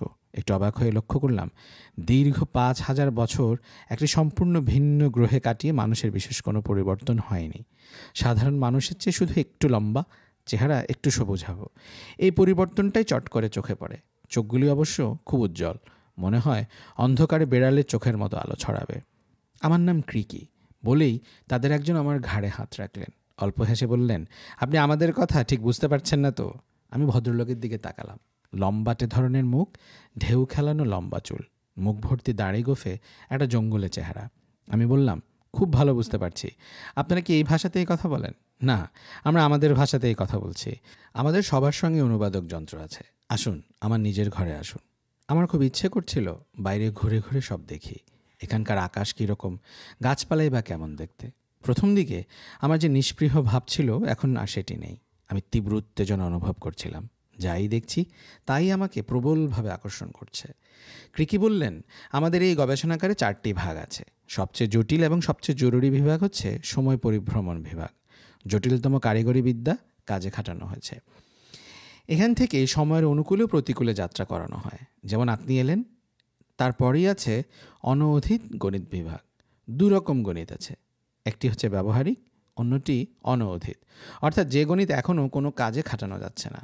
আমাদের এখানকার গণিত বিভাগটি হচ্ছে অনঅধীত গণিত বিভাগ। তৃতীয় চতুর্থ ভাগটি কি? তৃতীয়টি হচ্ছে পদার্থবিদ্যা বিভাগ, চতুর্থটি হচ্ছে প্রতিপদার্থ বিভাগ। এ দুটির কাজ হচ্ছে অনঅধীত গণিতকে ব্যবহারিক গণিতে পরিণত করা। আসুন, আমি আপনাকে সব ঘুরিয়ে ঘুরিয়ে দেখাচ্ছি। আপনি ক্লান্ত নন তো? না না, আমি ঠিক আছি। আমার সব দেখে শুনে বেড়াতে খুব ভালো লাগছে। প্রথমে আপনাকে নিয়ে যাব গণিত বিভাগে। অবশ্য সেটি আপনার ভালো লাগবে না। গণিত বিভাগ থেকে আমি সত্যিই হকচকিয়ে গেলাম। হাসপাতালের লম্বা ঘরের মতো মস্ত লম্বা ঘর। রোগীদের যেমন সারি সারি বিছানা থাকে, তেমনি দুধারে বিছানা পাতা। তাদের মধ্যে অদ্ভুত সব বিকৃত শরীর শুয়ে আছে। সবারই বয়স 15 থেকে 20-র ভেতরে। আমাদের দেখতে পেয়ে তারা নড়ে চড়ে বসল। ক্রিকি বললেন, আপনি যে কয়দিন এখানে থাকবেন সে কয়দিন আপনাকে গণিত বিভাগেই থাকতে হবে। গণিত বিভাগের প্রধান, যিনি এই গবেষণাগারের মহাপরিচালক, তার তাই ইচ্ছে। আমি ক্রিকির কথায় কান না দিয়ে বললাম, এরা কারা? প্রশ্ন শুনে ক্রিকি যেন একটু অপ্রস্তুত হয়ে গেলেন। অবশ্যই আমি তখন খুব অবাক হয়ে সারবন্ধি পড়ে থাকা এইসব অসুস্থ ছেলেদের দিকে তাকিয়ে আছি। কারো হাত পা শুকিয়ে সুতোর মতো হয়ে গেছে, কারো চোখ নেই, কেউ ধনুকের মতো বেঁকে পড়ে আছে, কারো শরীরে আবার দগদগে ঘা। আমি আবার বললাম, এরা কারা বললেন না? ক্রিকি থেমে থেমে বললেন, এরা গণিতবিদ। টাইফা গ্রহের গণিতের যে জয় জয়কার তা এদের জন্যই। কথা শেষ না হতেই শুয়ে থাকা অন্ধ একটি ছেলে চেঁচিয়ে বলল, টাইফা গ্রহের উন্নত গণিতের মুখে আমি থুতু দেই। বলেই সে থু করে একদলা থুতু ফেলল। ক্রিকি বললেন, এই ছেলেটার নাম নিনাশ, মহাপ্রতিভাবান। আমি বললাম, এরা এমন পঙ্গু কেন? আমি কিছুই বুঝতে পারছি না। ক্রিকি বললেন, মায়ের পেটে থাকাকালীন এদের জিনে কিছু অদল বদল করা হয়েছে, যার ফলে মস্তিষ্কের একটি বিশেষ অংশের বিশ্লেষণী ক্ষমতা 1000 গুণ বেড়ে গেছে। কিন্তু ওরা ঠিক মানব শিশু হয়ে গড়ে ওঠেনি। সুতীব্র গামারশ্মি রেডিয়েশনের ফলে যে সমস্ত জিন শরীরের অন্য অংশ নিয়ন্ত্রণ করত, তা প্রচণ্ড ক্ষতিগ্রস্ত হয়েছে, যার ফলস্বরূপ এই বিকলাঙ্গতা। বিজ্ঞান সবসময়ই কিছু পরিমাণে নিষ্ঠুর। এরা কি জন্ম থেকে অঙ্কবিদ? না, বিশিষ্ট অঙ্কবিদরা এদের বেশ কিছুদিন অঙ্ক শেখান। কিন্তু এ তো ভীষণ অন্যায়। ক্রিকি বললেন, না, অন্যায় নয়। শারীরিক অসুবিধা ছাড়া এদের তো অন্য কোনো অসুবিধা নেই। তাছাড়া এরা মহাসম্মানিত। বৃহত্তর স্বার্থের জন্য সবসময় কিছু ব্যক্তিগত ত্যাগের প্রয়োজন। এরকম কতজন আছে? আছে বেশ কিছু। কারো কারো কর্মক্ষমতা নষ্ট হয়ে গিয়েছে, কেউ কেউ এখনও শিখছে। কতদিন কর্মক্ষমতা থাকে? 5 থেকে 6 বছর। অত্যধিক পরিশ্রমে এদের মস্তিষ্কের নিউরন নষ্ট হয়ে যায়। তাদের দিয়ে কী করা হয় তখন? সেটা নাই বা শুনলেন। কিন্তু আমি এদের সম্বন্ধে জানতে চাই। দয়া করে বলুন, বছরে কতজন এমন বিকলাঙ্গ শিশু আপনারা তৈরি করেন? সরকারি নিয়মে প্রতিটি মেয়েকে তার জীবদ্দশায় একবার প্রতিভাবান শিশু তৈরির জন্য গামারশ্মি বিকিরণের সামনে এসে দাঁড়াতে হয়। তবে সবগুলি তো আর সফল হয় না। চলুন যাই অন্য ঘরগুলো ঘুরে দেখি। আমার যেতে ইচ্ছে হচ্ছিল না।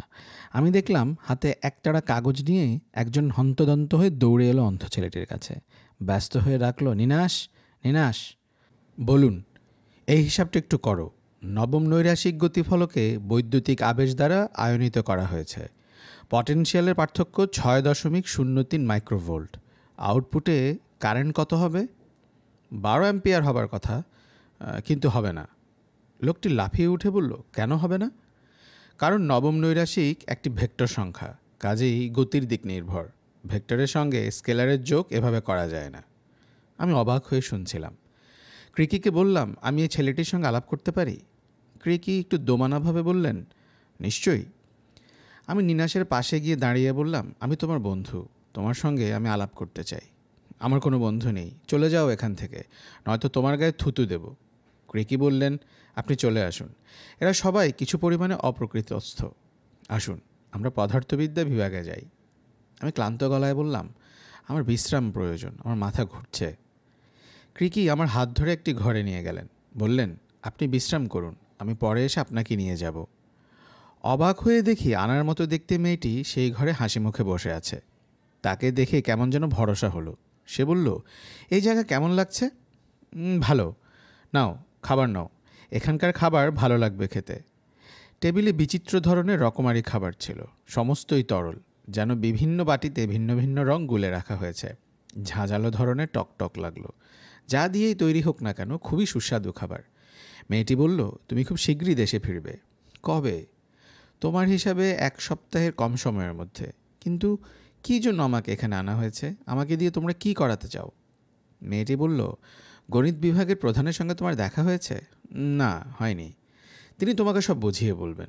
গণিত বিভাগের প্রধানের সঙ্গে ঘণ্টাখানেকের মধ্যে আলাপ হলো। ক্রিকি আমাকে নিয়ে গেল তার কাছে। গোলাকার একটি ঘরের ঠিক মধ্যিখানে তিনি বসেছিলেন। ঘরে আর দ্বিতীয় কোনো আসবাব নেই। সে ঘরে একটা জিনিস আমার খুব চোখে লাগলো। মেঝে থেকে ছাদ পর্যন্ত সমস্তই গাঢ় সবুজ রঙে রাঙানো। এমনকি যে চেয়ারে হেলান দিয়ে বসে আছেন তার রঙও গাঢ় সবুজ। আমাকে দেখে ভদ্রলোক অত্যন্ত মোটা গলায় বলে উঠলেন, আমি গণিত বিভাগের প্রধান মিহি, আশা করি আপনি ভালো আছেন। আমি হকচকিয়ে গেলাম। অত্যন্ত তীব্র ও তীক্ষ্ণ চোখের চাহনি। আমার ভেতরটা যেন কেটে কেটে দেখে নিচ্ছে। শক্ত সমর্থ চেহারা, সমস্ত চোখে মুখে অবহেলা ও তাচ্ছিল্যের ভাব। তিনি বললেন, ক্রিকি তুমি চলে যাও, আর আপনি বসুন। আমি একটু অবাক হয়ে বললাম, কোথায় বসবো, মেঝেতে? হ্যাঁ, কোনো আপত্তি আছে? আপত্তি থাকলে আমার চেয়ারে বসুন, বলে তিনি চেয়ার ছেড়ে উঠে দাঁড়ালেন। আমি বললাম, আমার বসবার তেমন প্রয়োজন নেই, আপনি কি বলবেন বলুন। আপনি কি জানেন কী জন্য আপনাকে এখানে আনা হয়েছে? না, জানি না। কোনো ধারণা আছে? কোনো ধারণা নেই। বলছি, তার আগে আমার দু একটা প্রশ্নের জবাব দিন তো। আপনি যে ভবিষ্যতে 5,000 বছর পাড়ি দিয়েছেন, সে সম্বন্ধে আপনার কোনো ধারণা আছে? না, আমার কোনো ধারণা নেই। আপনি যে উপায়ে ভবিষ্যতে চলে এসেছেন, সে উপায়ে অতীতেও চলে যেতে পারেন, নয় কি? আমি ঠিক জানি না। আমাকে নিয়ে কী করা হচ্ছে আমি কিছুই বুঝতে পারছি না। বুঝতে না পারলেও খুব অসুবিধে নেই। আপনি নিশ্চয়ই জানেন মানুষের জ্ঞান খুব সীমাবদ্ধ। আমি কিছুই জানি না। স্কুলে আমি সমাজবিদ্যা পড়তাম। বিজ্ঞান সম্পর্কে আমি একেবারে অজ্ঞ। আপনাকে বলছি, মন দিয়ে শুনুন। মানুষ কিছুই জানে না।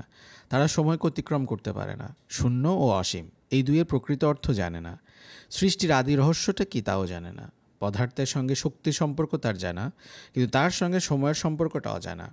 প্রতি পদার্থ কী তা সে জানে, কিন্তু প্রতি পদার্থে সময়ের ভূমিকা কী তা সে জানে না। অথচ জ্ঞানের সত্যিকার লক্ষ্য হচ্ছে এই সমস্ত রহস্য ভেদ করে নির্দিষ্ট লক্ষ্যের দিকে এগিয়ে যাওয়া। এই সব রহস্য মানুষ কখনো ভেদ করতে পারবে না। তার ফলস্বরূপ একটি ক্ষুদ্র গণ্ডিতে ক্রমাগত ঘুরপাক খাওয়া। আপনি বুঝতে পারছেন? বুঝতে চেষ্টা করছি। একটা সামান্য জিনিস ভেবে দেখুন। NGK 123 গ্রহটিতে মানুষ কখনো যেতে পারবে না। আলোর গতিতেও যদি সে যায়, তবু তার সময় লাগবে 1,00,000 বছর। সেখানে যাওয়া কি এতই জরুরি? নিশ্চয়ই জরুরি। অবিকল মানুষের মতো এক চুলো হেরফের নেই। এ জাতীয় প্রাণের বিকাশ হয়েছে সেখানে। অপূর্ব সে গ্রহ।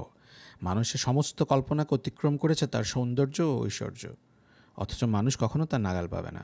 তবে তবে কি?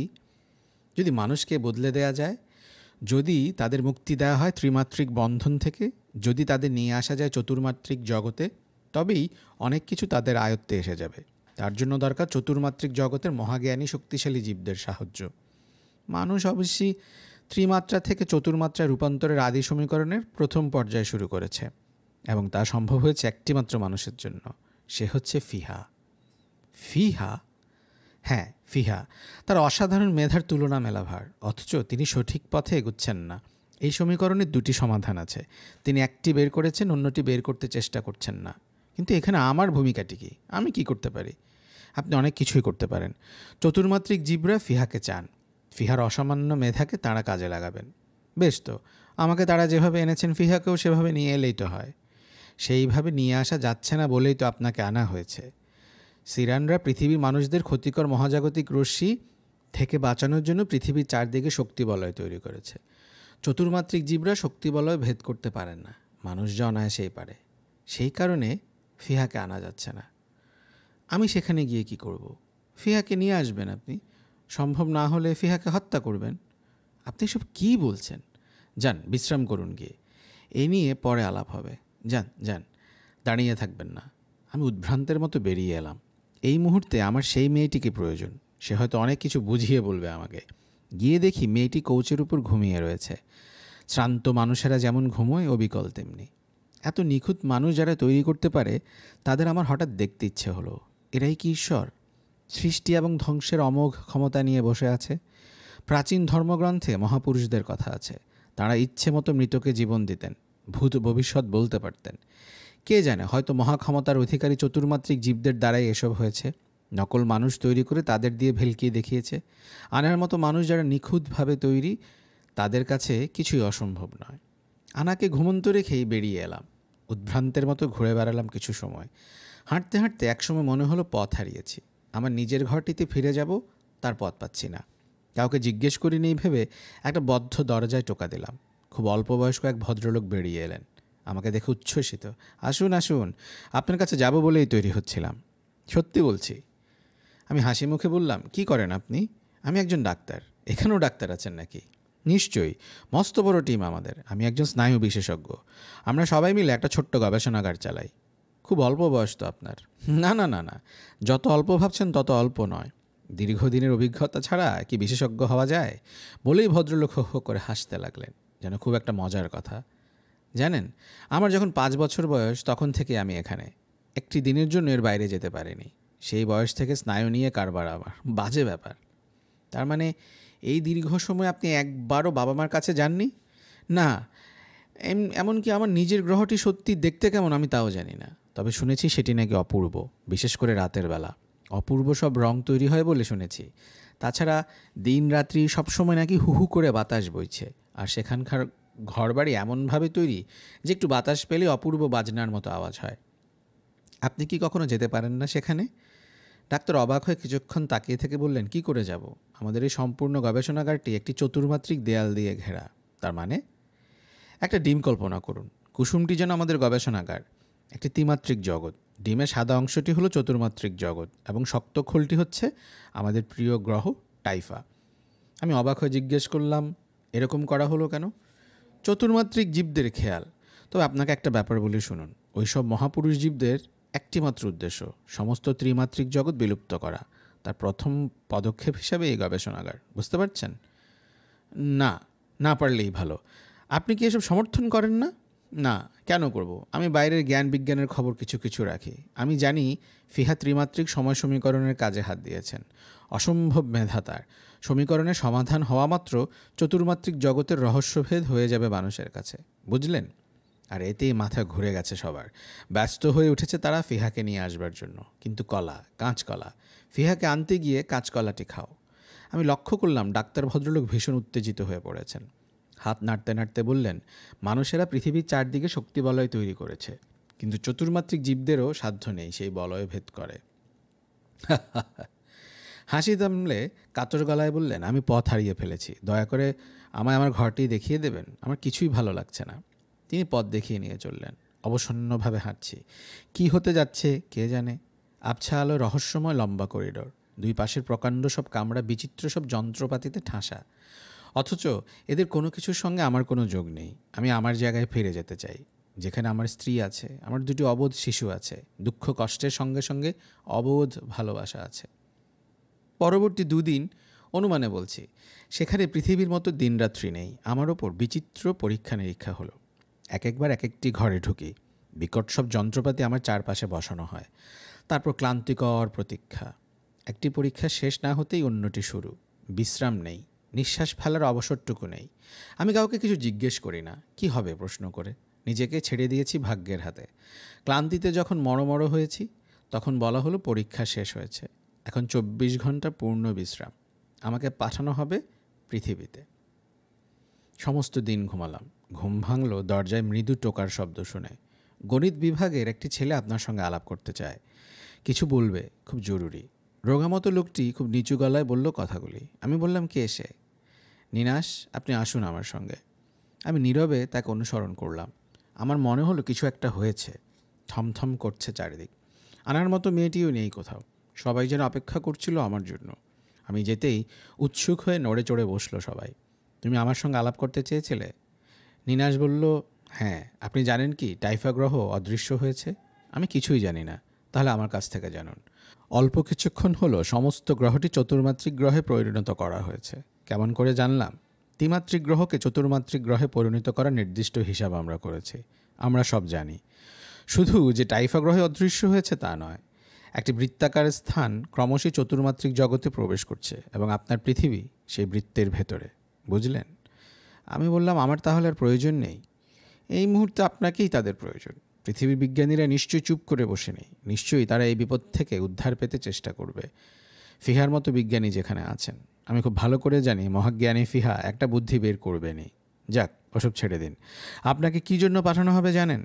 না, আপনাকে পাঠানো হবে যেন ফিহা পৃথিবী রক্ষার কোনো পরিকল্পনা করতে না পারেন তাই দেখতে।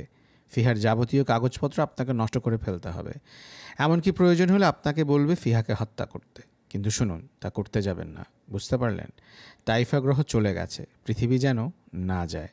ঘর থেকে বেরিয়েই দেখি আনা হাসি মুখে তাকিয়ে আছে। আমাকে বলল, সুসংবাদ, তুমি অল্প কিছুক্ষণের ভেতর পৃথিবীতে যাবে। তোমাকে কি করতে হবে তা মিহি বুঝিয়ে বলবেন। আনা, চতুর্মাত্রিক জীবরা যখন তোমার মতো মানুষ তৈরি করতে পারে, তখন ওদের পাঠালেই পারত পৃথিবীতে। ওরাই করতো যা করার। তৈরি মানুষ শক্তি বলয় ভেদ করতে পারে না। কিন্তু আনা, তোমরা আমাকে যা করতে বলবে তা আমি করব না। নিনাশ কিছু বলেছে তোমাকে, তাই না? ঠিক সেজন্য নয়। আমার মন বলছে আমি যা করব তা অন্যায়। বাজে কথা রাখো, তুমি করবেই। আমি করবই। যদি না করি? না করলে ফিরে যেতে পারবে না তোমার স্ত্রী পুত্রের কাছে। খুব সহজ সত্য। তুমি কি তোমার ছেলে মেয়ের কাছে ফিরে যেতে চাও না? চাই। তাছাড়া আরেকটা দিক ভেবে দেখো, তোমার তো কিছু হচ্ছে না, তুমি তোমার কাজ শেষ করে পৃথিবীতে নিজের ছেলে মেয়ের কাছে ফিরে যাবে। তারও 5,000 বছর পর পৃথিবী পরিবর্তন হবে, তার আগে নয়। এসো মিহির কাছে যাই, তিনি তোমাকে সব বুঝিয়ে দেবেন। ওকে, তুমি কাঁদছো নাকি? না না, আমি ঠিক আছি। বইটি অর্ধ সমাপ্ত, এরপর আর কিছু নেই। উত্তেজনায় মাথুর হাঁপাতে লাগলেন। সেই মেয়েটি কোথায় যে তাকে এই বইটি দিয়ে গেছে? তার সঙ্গে এই মুহূর্তে কথা বলা প্রয়োজন। মাথুর ঘরের বাতি নিভিয়েই বেরিয়ে এলেন। বাইরে ভোরের আলো ফুটছে। ঘুমন্ত সিরানপল্লীর ভেতর দিয়ে চলে গিয়েছে নির্জন পথ। মাথুরের অল্প শীত করছিল। মেয়েটি কোথায় আছে তা তিনি জানেন। দরজায় টোকা দিতেই লি বলল, কে? আমি মাথুর। লি দরজা খুলে দিল। মাথুর খুব ঠান্ডা গলায় বললেন, বইটির শেষ অংশ কোথায়? শেষ অংশ আমি পাইনি, আমি তন্ন তন্ন করে খুঁজেছি। মাথুর ধীরে ধীরে বললেন, লোকটি তার অভিজ্ঞতার কথা লিখে যেতে পেরেছে। তার মানেই হলো সে ফিরে এসেছে নিজের জায়গায়, অর্থাৎ তার উপর যে দায়িত্ব ছিল তা সে পালন করেছে। সহজ কথায়, ফিহাকে পৃথিবী রক্ষার কোনো পরিকল্পনা করতে দেয়নি। ফিহাকে আমাদের বড্ড প্রয়োজন। মাথুর আপন মনে বিড়বিড় করে উঠলেন। একসময় নিঃশব্দে উঠে এলেন। নিকি ঘরে ঢুকে থমকে গেল। সারা গায়ে চাদর জড়িয়ে ফিহা শুয়ে আছেন। 9টার মতো বাজে। এই সময় তিনি সাধারণত আঁক কষেন, নয়তো দুলে চুলে বাচ্চাদের মতো বই পড়েন। নিকি বলল, আপনার কি শরীর খারাপ হয়েছে? ফিহা বললেন, শরীর নয়, মাথা খারাপ হয়ে গেছে। কাল সারা রাত আমি ভূত দেখেছি। ভূত? হ্যাঁ, জলজন্ত ভূত। মানুষের গলায় কথা বলে, বাতি জ্বাললেই চলে যায়, আবার ঘর অন্ধকার করলে ফিরে আসে। অদ্ভুত ব্যাপার। সকালবেলা শুয়ে শুয়ে তাই ভাবছি। নিকি বলল, রাত দিন অঙ্ক নিয়ে আছেন, মাথাকে তো আর বিশ্রাম দিচ্ছেন না, সেই জন্য এসব হচ্ছে। ভালো করে খাওয়া দাওয়া করুন। একজন ডাক্তার আনবো? না না, ডাক্তার ফাক্তার লাগবে না। আর বিশ্রামের কথা বলছো? সময় তো খুব অল্প, যা করতে হয় এর ভেতর করতে হবে। নিকি দেখল ফিহা খুব সহজভাবে কথা বলছেন। সাধারণত 2টি কথার পরই তিনি রেগে যান, গালিগালাজ করতে থাকেন। রাগ খুব বেশি চড়ে গেলে হাতের কাছে যে কাগজটা পান তা কুচি কুচি করে ফেলেন। রাগ তখন একটু পরে। নিকি ভাবল, রাতে নিশ্চয়ই এমন কিছু হয়েছে যার জন্য আজ ফিহার গলায় এরকম নরম সুর। নিকি চেয়ারে বসতে বসতে বলল, কি হয়েছিল ফিহা? ভূতটা কি আপনাকে ভয় দেখিয়েছিল?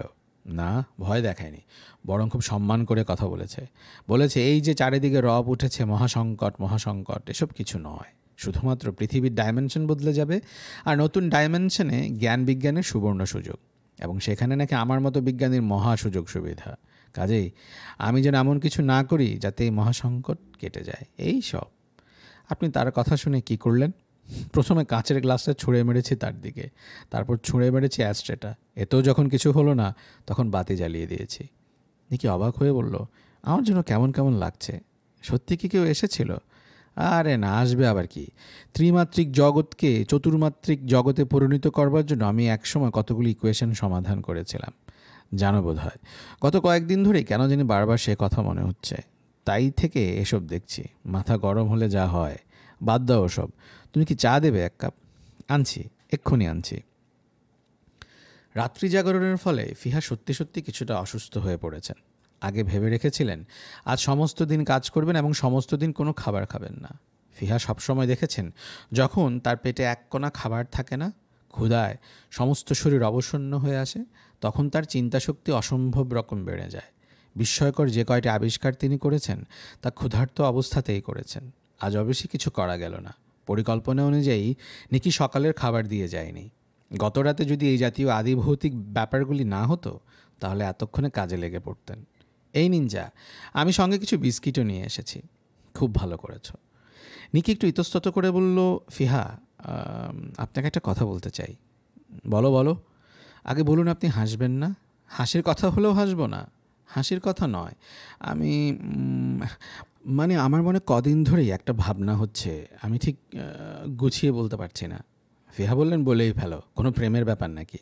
না না, কি যে বলেন। আমার মনে হয় আমরা যদি পৃথিবীটাকে সরিয়ে দিতে পারি তার কক্ষপথ থেকে, তাহলে বিপদ থেকে বেঁচে যেতে পারি, নয় কি? ফিহা হো করে হেসে উঠলেন। নিকি বলল, কেন, পৃথিবীটাকে কি সরানো যায় না? নিশ্চয়ই যায়। তুমি যদি মঙ্গল গ্রহটা পরম পারমাণবিক বিস্ফোরণের সাহায্যে গুঁড়িয়ে দাও, তাহলে এই সৌরমণ্ডলে মাধ্যাকর্ষণজনিত সমতা ব্যাহত হবে এবং পৃথিবী ছিটকে সরে যাবে। তাহলেই তো হয়। পৃথিবীকে নিরাপদ জায়গায় এই করে সরিয়ে নিলেই হয়। কিন্তু একটা গ্রহ উড়িয়ে দিলে যে প্রচণ্ড বিস্ফোরণ হবে, তাতে পৃথিবীর প্রতিটা প্রাণী পুরো অঙ্গার হয়ে যাবে। আর পৃথিবীকে অল্প একটু সরালেই তো জীবনধারণ একেবারেই অসম্ভব হয়ে উঠবে। ধরো পৃথিবী যদি সূর্যের একটু কাছে এগিয়ে আসে, তাহলেই উত্তাপে সুমেরু কুমেরু যাবতীয় বরফ গলে মহাপ্লাবন। আর সূর্য থেকে একটু দূরে সরে গেলে শীতে আমাদের শরীরের প্রোটোপ্লাজম পর্যন্ত জমে যাবে। বুঝলে? নিকির চেহারা দেখে মনে হলো সে ভীষণ হতাশ হয়েছে। ফিহা চুপচাপ চায়ে চুমুক দিতে লাগলেন। অনিদ্রাজনিত ক্লান্তি এখন তার নেই। নিকির সঙ্গে কথা বলতে বলতে তিনি নিজেও একটু উৎসাহিত হয়ে পড়েছেন। নিকের দিকে তাকিয়ে হাসতে হাসতে বললেন, আমি অবাক হয়ে লক্ষ্য করছি, প্রতিটি মেয়ে পৃথিবী রক্ষার জন্য এক একটি পরিকল্পনা বের করে ফেলেছে। ট্রেনে আসবার পথে একটি মেয়ের সঙ্গে দেখা। সেও নাকি কি বই একটা কুড়িয়ে পেয়েছে, 5,000 বছরের পুরনো বই। তাতেও নাকি পৃথিবী কি করে রক্ষা করা যায় তা লেখা আছে। নিকি চুপ করে রইল। বেচারি বেশ লজ্জা পেয়েছে। লাল হয়ে উঠেছে চোখ মুখ। ফিহা বললেন, নিকি, তুমি কি আমার কথায় লজ্জা পেয়েছো? না, এতে লজ্জা পাওয়ার কিছু নেই। আমার খুব আনন্দ হচ্ছে যে তোমরা সবাই কিছু না কিছু ভাবছো। আমার ভেতর কোনো রকম ভাবালুতা নেই। তবু তোমাদের এসব কাণ্ড কারখানা দেখে মনে হয় যে পৃথিবীর জন্য সবার এত ভালোবাসা, তা নষ্ট হয় কি করে? নিকি বলল, আপনি কিছু ভাবছেন ফিহা? নিশ্চয়ই নিশ্চয়ই। ঠান্ডা মাথায় ভাববার জন্যই তো আমার নির্জন জায়গায় এসেছি। আমি প্রাণপণে বের করতে চেষ্টা করছি কী জন্য এমন হচ্ছে। সেই বিশেষ কারণটি কি হতে পারে, যার জন্য একটি নির্দিষ্ট জায়গায় সমস্ত গ্রহ নক্ষত্র লাপাত্তা হয়ে যাচ্ছে, অথচ সেই নির্দিষ্ট জায়গার বাইরে কিছুই হচ্ছে না। যেই মুহূর্তে কারণ জানা যাবে, সেই মুহূর্তে পৃথিবী রক্ষার উপায় একটা কিছু হবেই। আমার বয়স হয়েছে, আগের মতো খাটতে পারি না, তবু মাথার ধার একটুও ভোঁতা হয়নি। তুমি বিশ্বাস করো আমাকে। আবেগে নিকির চোখে পানি এলো। ফিহার চোখে পড়লে তিনি রেগে যাবেন, তাই সে চট করে উঠে দাঁড়িয়ে বলল, একটু আসছি। ফিহা ঘরময় পায়চারি করতে লাগলেন। হাতে সিগারেট জ্বলছে। হেঁটে বেড়াচ্ছেন ঘরের ভেতর। মনে মনে বলছেন কিছু একটা করা প্রয়োজন, কিন্তু কি করে সেই কিছু একটা হবে তাই ভেবে পাচ্ছেন না।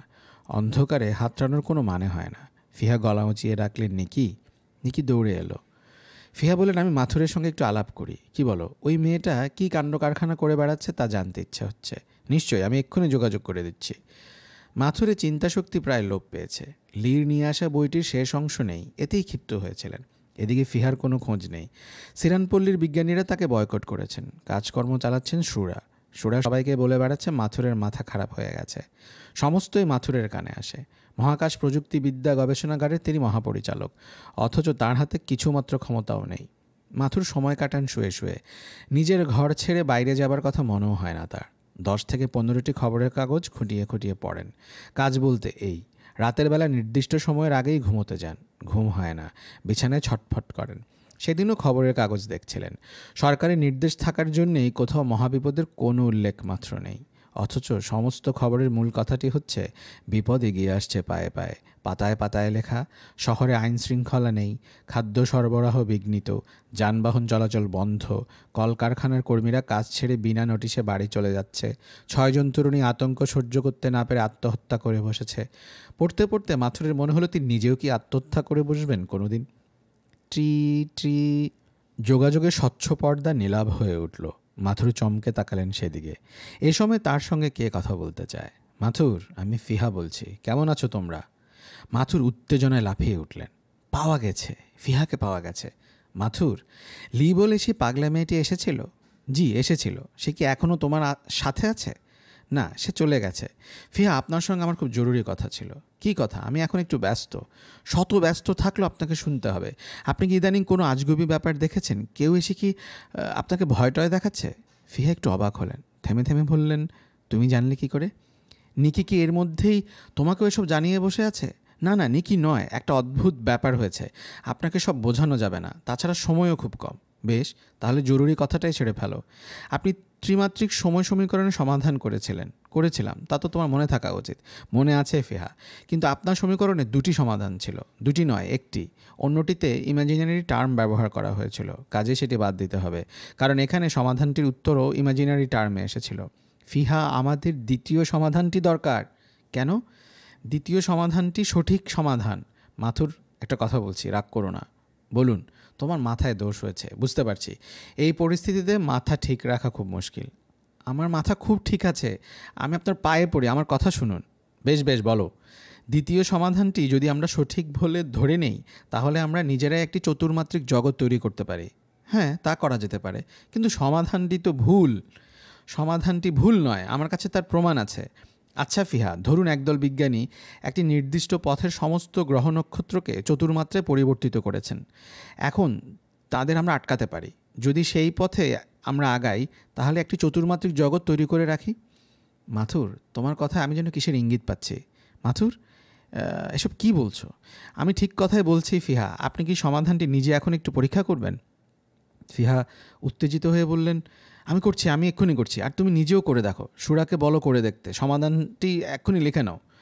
ফিহা একটির পর একটি সংখ্যা বলে যেতে লাগলেন। মাথুর এক মনে লিখে চললেন। দুজনের চোখ মুখ জলজল করছে।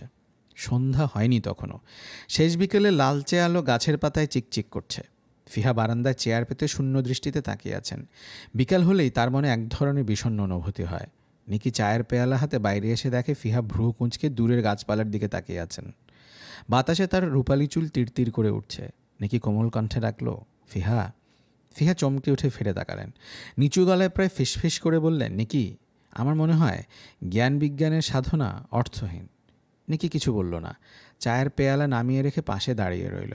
ফিহা বললেন, জ্ঞান বিজ্ঞান তো মানুষের জন্য। আর একটি মানুষ কতদিন বাঁচে? তার মৃত্যুর সাথে সাথে জ্ঞান বিজ্ঞানের সঙ্গে তার সব সম্পর্কের ইতি। ঠিক নয় কি? নিকি শক্ত মুখে বলল, না, ঠিক নয়। ফিহা চুপ করে চায়ে চুমুক দিতে লাগলেন। একটু অস্বস্তির সাথে নিকি বলল, দেখুন ফিহা, আপনার সাথে তর্ক করা আমার সাজে না, কিন্তু নবম গণিত সম্মেলনে আপনি একটা ভাষণ দিয়েছিলেন। কি বলেছিলাম আমার মনে নেই। বলেছিলেন মানবজাতি জন্ম মুহূর্তেই একটি অত্যন্ত জটিল অঙ্ক কষতে শুরু করছে। এক এক যুগে এক এক দল মানুষ এসেছে, আর সেই জটিল অঙ্কের এক একটি ধাপ কষা হয়েছে। অজানা নতুন নতুন জ্ঞান মানুষের ধারণায় এসেছে। বেশ, আপনি বলেছিলেন একদিন সেই অঙ্কটির সমাধান বের হবে, যখন সমস্ত রহস্যই এসে যাবে মানুষের আওতায়। বের হয়ে আসবে মূল রহস্য কী। মানুষের ছুটি হচ্ছে সেই দিন। ফিহা বলেন, এইসব বড় বড় কথা অর্থহীন। নিকি নিকি কিছুক্ষণ নীরবে দাঁড়িয়ে থেকে এলোমেলোভাবে বসে থাকা ফিহাকে লক্ষ্য করল। তারপর বলল, আপনি কি অসুস্থ বোধ করছেন ফিহা? না নিকি, আজ আমার মতো সুস্থ আর কেউ নেই। একটু থেমে অন্যমনস্ক স্বরে ফিহা বললেন, পৃথিবী রক্ষার উপায় বের হয়েছে নিকি। পৃথিবী এবারও বেঁচে গেল। ফিহা বসে বসে সন্ধ্যা মিলানো দেখলেন, চাঁদ উঠে আসতে দেখলেন। তার মনে হলো এত ঘনিষ্ঠভাবে প্রকৃতিকে তিনি এর আগে কখনো দেখেননি। তার কেমন যেন বেদনাবোধ হতে লাগলো। যাবতীয় প্রাকৃতিক সৌন্দর্য মানুষের মনে সুপ্ত বেদনাবোধ জাগিয়ে তোলে কেন কে জানে। একসময় নিকি ভেতর থেকে ডাকলো, ফিহা ভিতরে এসে পড়ুন, ভারী ঠান্ডা পড়েছে। ফিহা নিঃশব্দে উঠে এলেন। চাবি ঘুরিয়ে নিজের দরজা খুলে বিরক্ত গলায় বললেন, আবার আবার এসেছো তুমি? ভৌতিক ছায়ামূর্তি অন্ধকারে দৃশ্যমান হয়ে উঠেছে। তার হাতে অদ্ভুত একটি সূচালো যন্ত্র। সে হতাশাগ্রস্ত কণ্ঠে বলল, আপনি আমাকে ক্ষমা করুন ফিহা। আমি তখনই ক্ষমা করব যখন তুমি আমার ঘর ছেড়ে চলে যাবে। কিন্তু ফিহা, আমি ঘর ছেড়ে চলে যেতে আজ আসিনি। তবে কী জন্য এসেছো? আপনাকে হত্যা করতে। ফিহা এক মুহূর্ত চুপ করে থেকে বললেন, তাতে তোমার লাভ? তাহলেই আমি আমার ছেলে মেয়ের কাছে ফিরে যেতে পারবো। ফিহা মৃদু গলায় বললেন, ঠিক আছে, কিভাবে হত্যা করবে? আমার কাছে শক্তিশালী রেডিয়েশন গান আছে মহামান্য ফিহা। ফিহা জানালা খুলে দিলেন। বাইরের অপরূপ জ্যোৎস্না ভাসতে ভাসতে ঘরের ভেতর চলে এলো। সেদিকে তাকিয়ে থাকতে থাকতে ফিহা অভিভূতের মতো বললেন, দেখো দেখো, কি চমৎকার জ্যোৎস্না হয়েছে। ছায়ামূর্তি রেডিয়েশন গানের অগ্নিঝলক সেই জ্যোৎস্নাকে ম্লান করে দিল, কিন্তু তা মুহূর্তের জন্যেই। আবার সেই উথাল পাথাল আলো আগের মতোই নীরবে ফুটে রইল। পরিশিষ্ট। পৃথিবী কিন্তু ধ্বংস হয়ে যায়নি। সুরার কথা তো আগেই বলেছি। অসাধারণ চিন্তাশক্তির অধিকারী ছিলেন তিনি। সম্মানসূচক এক লাল তারা পেয়েছিলেন খুব কম বয়সেই। শেষ পর্যন্ত তিনিই ফিহা চতুর্মাত্রিক সময় সমীকরণটিকে সঠিকভাবে ব্যবহার করতে পেরেছিলেন। আর সেই স্ত্রীপুত্রের মায়ায় অন্ধ যুবকটি, চতুর্মাত্রিক জগতের জীবরা যাকে পাঠালো ফিহাকে হত্যা করবার জন্য, না, তার উপর পৃথিবীর মানুষের কোনো রাগ নেই।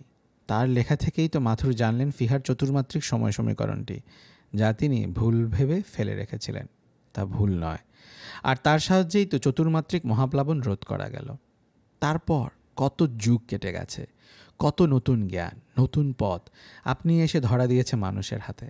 এখন শুধু ছুটে চলা জ্ঞানের সিঁড়ি সৃষ্টির মূল রহস্যের দিকে। ফিহার মতো নিবেদিত প্রাণ বিজ্ঞানীরা কতকাল ধরে অপেক্ষা করে আছেন কবে মানুষ বলবে, তোমাদের আত্মত্যাগ মানুষদের বাঁচিয়ে রাখবার জন্যে তোমাদের সাধনা আমরা ভুলিনি। আমরা আমাদের কাজ শেষ করেছি। আমাদের কাছে কোনো রহস্যই আর রহস্য নয়। ঠিক ঠিক সন্ধেবেলা পূবের আকাশে যে ছোট্ট তারাটি অল্প কিছুক্ষণের জন্য নীল আলো জেলে আপনিতেই নিভে যায়, পৃথিবীর মানুষ সেটি তৈরি করেছেন ফিহার স্মরণে। সেই কৃত্রিম উপগ্রহটির সিলজিন নির্মিত কক্ষে পরম যত্নে রাখা হয়েছে ফিহার প্রাণহীন দেহ। সেসব কতকাল আগের কথা। আজও সেই উপগ্রহটি ঘুরে বেড়াচ্ছে পৃথিবীর চারিদিকে। হিসেব মতো জ্বলে উঠছে মায়াবী নীল আলো। পৃথিবীর মানুষ যেন বলছে, ফিহা, তোমাকে আমরা ভুলিনি, আমাদের সমস্ত ভালোবাসা তোমাদের জন্য। ভালোবাসার নীল আলো সেই জন্যই তো জেলে রেখেছি।